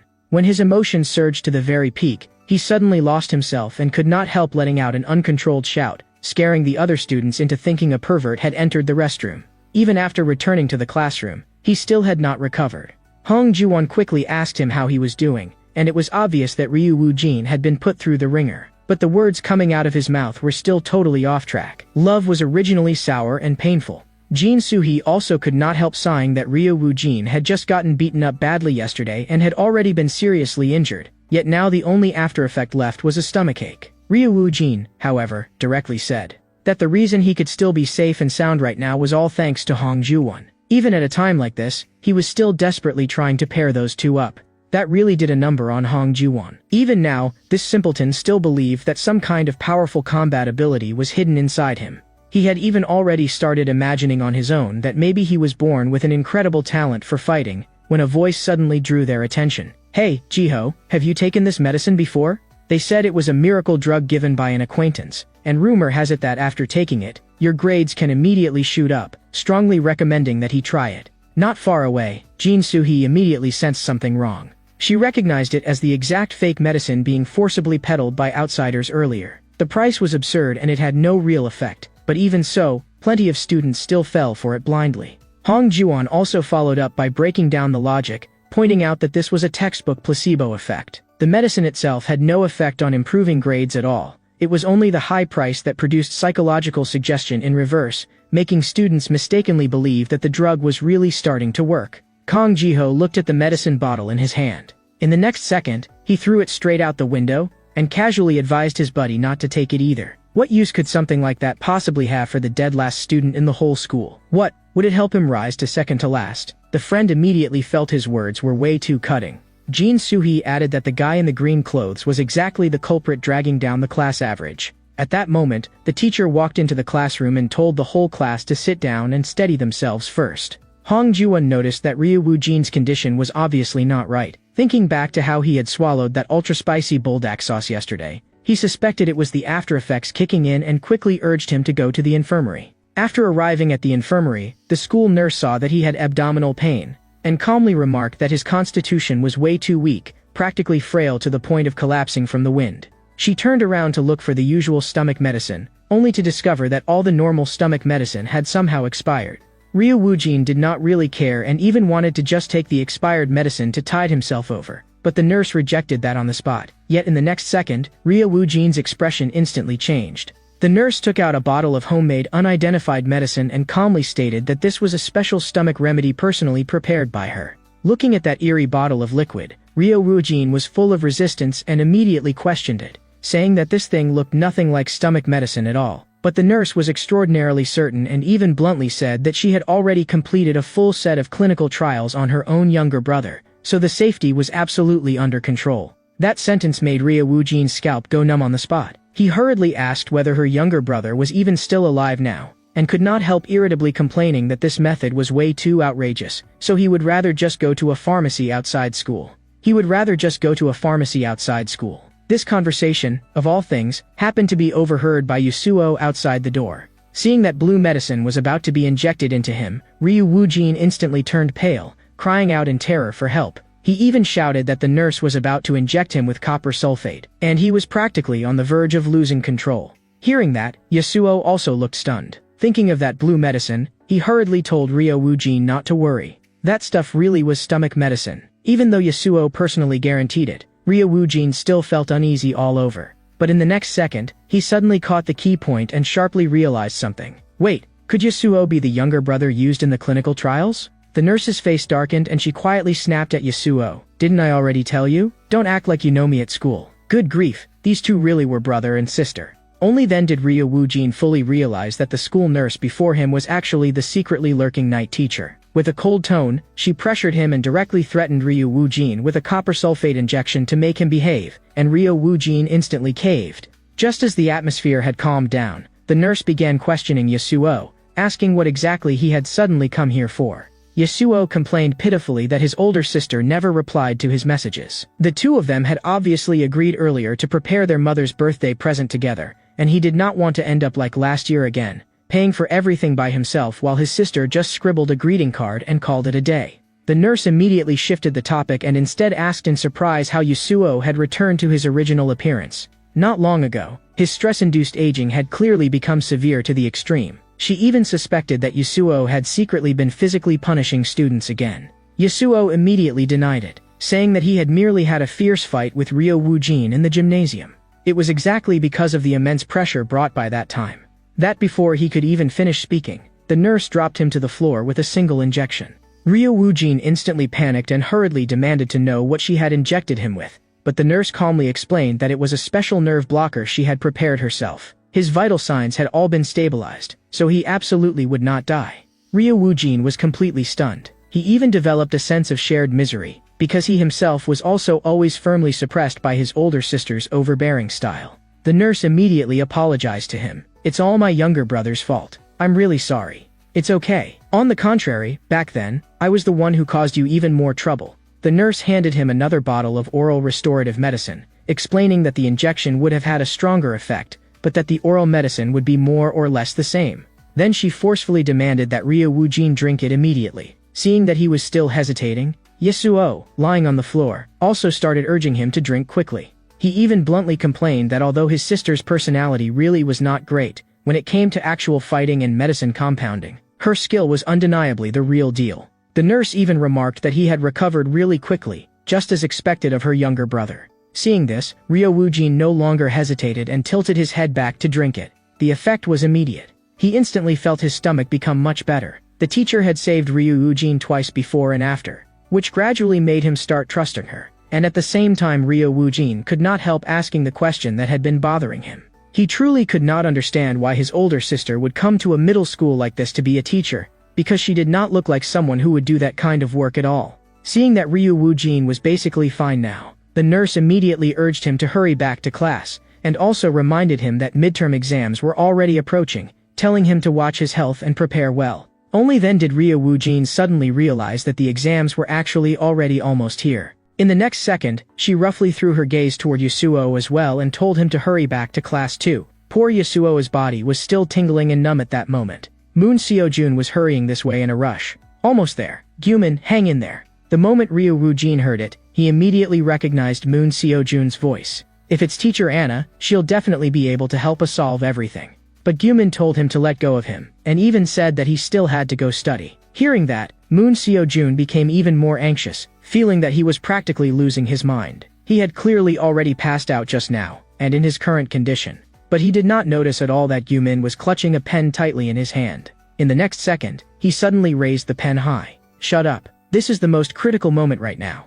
I told you, my concentration is at its peak right now. Looking at Moon Seojun collapsed on the ground, all three of Ryo Woojin's group were stunned. This was the first time since he transferred here that he had run into something like this. A bleeding wound had suddenly appeared across Moon Seojun's back. Ryo Woojin grabbed Go Gumin in one yank as his consciousness was already beginning to scatter. Suppressing his anger, he demanded to know what exactly he had done to Moon Seojun, and whether he really had a death wish. But at this point, Go Gumin could not hear any outside voices at all.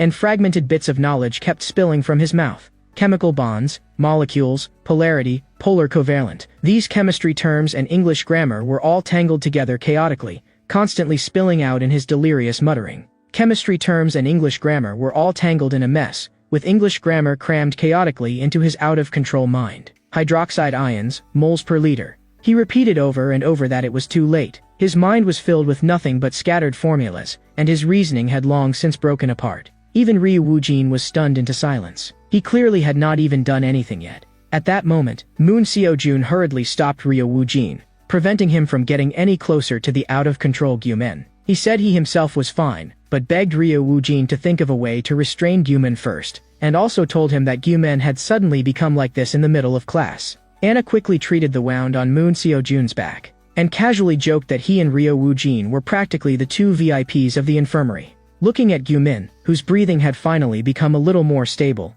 the teacher made a preliminary judgment that this was an acute panic attack triggered by pre-exam stress. After that, she asked Moon Seojun to explain everything from beginning to end. Moon Seojun began talking about how Go Gumin had seemed like a completely different person lately. The two of them were both students in class 4 of the second year. Although Gumin had never really been outgoing, his emotions had always shown plainly on his face. Whether he was happy or irritated, he had never hidden it. But in just these past few days, it was as if he had completely sealed himself off. He ate lunch alone in hiding, and no matter who called him during breaks, he would not go. At first, Moon Seojun had thought he was just in a bad mood. But as time went on, Gumin seemed to lose even his emotions. He became numb and silent, like his soul had been sucked away. Then during class, Gumin suddenly fainted. Moon Seojun immediately carried him on his back and sprinted all the way into the infirmary. He guessed that the fact that midterms were getting close had completely crushed Gumin under the pressure. But just then, Ryo Woojin suddenly spoke up and asked how Gumin usually did in school.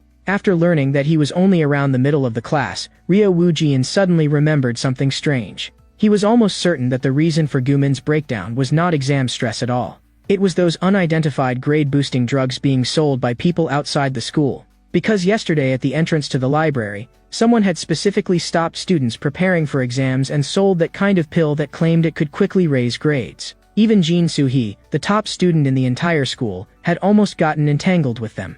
After hearing this, Yasuo also spoke up, saying that this was obviously a scam targeting students. But if they really wanted to prove this guess, they would first have to find a sample of the drug and test it. But after being exposed, those people selling the drugs had already taken all the bottles away, and left nothing at the scene.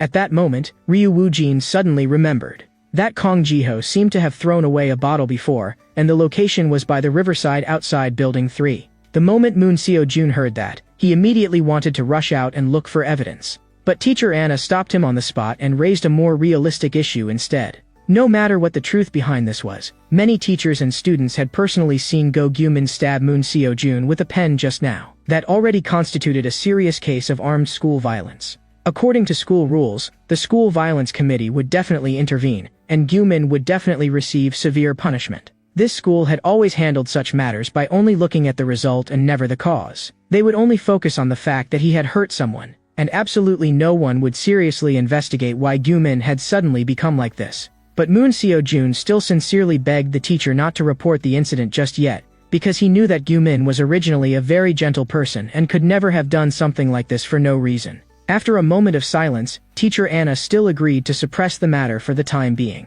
But Yasuo seriously reminded Moon Seo-jun that if the thing about the drug was true, then Gyu-min had to go to the hospital immediately for a complete drug screening. But Anna directly rejected sending him to the hospital. Yasuo immediately grew agitated and bluntly said that this was no small matter. How could they brush it aside so casually? But Anna instead asked him, "Do you think Gyu-min would willingly touch something like that? He's just an ordinary high school student who was deceived into accidentally taking a so-called miracle drug for raising grades. It's not like he knowingly got involved with contraband drugs. Just because he was tricked once, should he be labeled as drug-related and have his life ruined? That kind of handling would not be fair." Yasuo only felt that his sister was clearly favoring Gyu-min. Anna was silent for a long time, and only then slowly began talking about the true meaning of education. Everyone makes mistakes when they are young, more than simply punishing them. What teachers should do is give students a chance to correct themselves. Guidance will always be more important than punishment. Those words also instantly made Yasuo think of himself. Because back then, a teacher had once given him a second chance too. Judging from the messages in the group chat, everyone had already split up to search through Gyu-min's school bag and locker. But the medicine bottle by the river was not found either, as if someone had taken it away in advance, and the entire trail of clues was instantly cut off completely. At this moment, inside Class 1, Jin Soo-hee looked at Hong Ruan and teased that the flustered way he had run to the bathroom in the middle of class was really funny. No wonder he could only be the eternal second place. This seemingly unrelated conversation quietly drew in another sudden turn of events.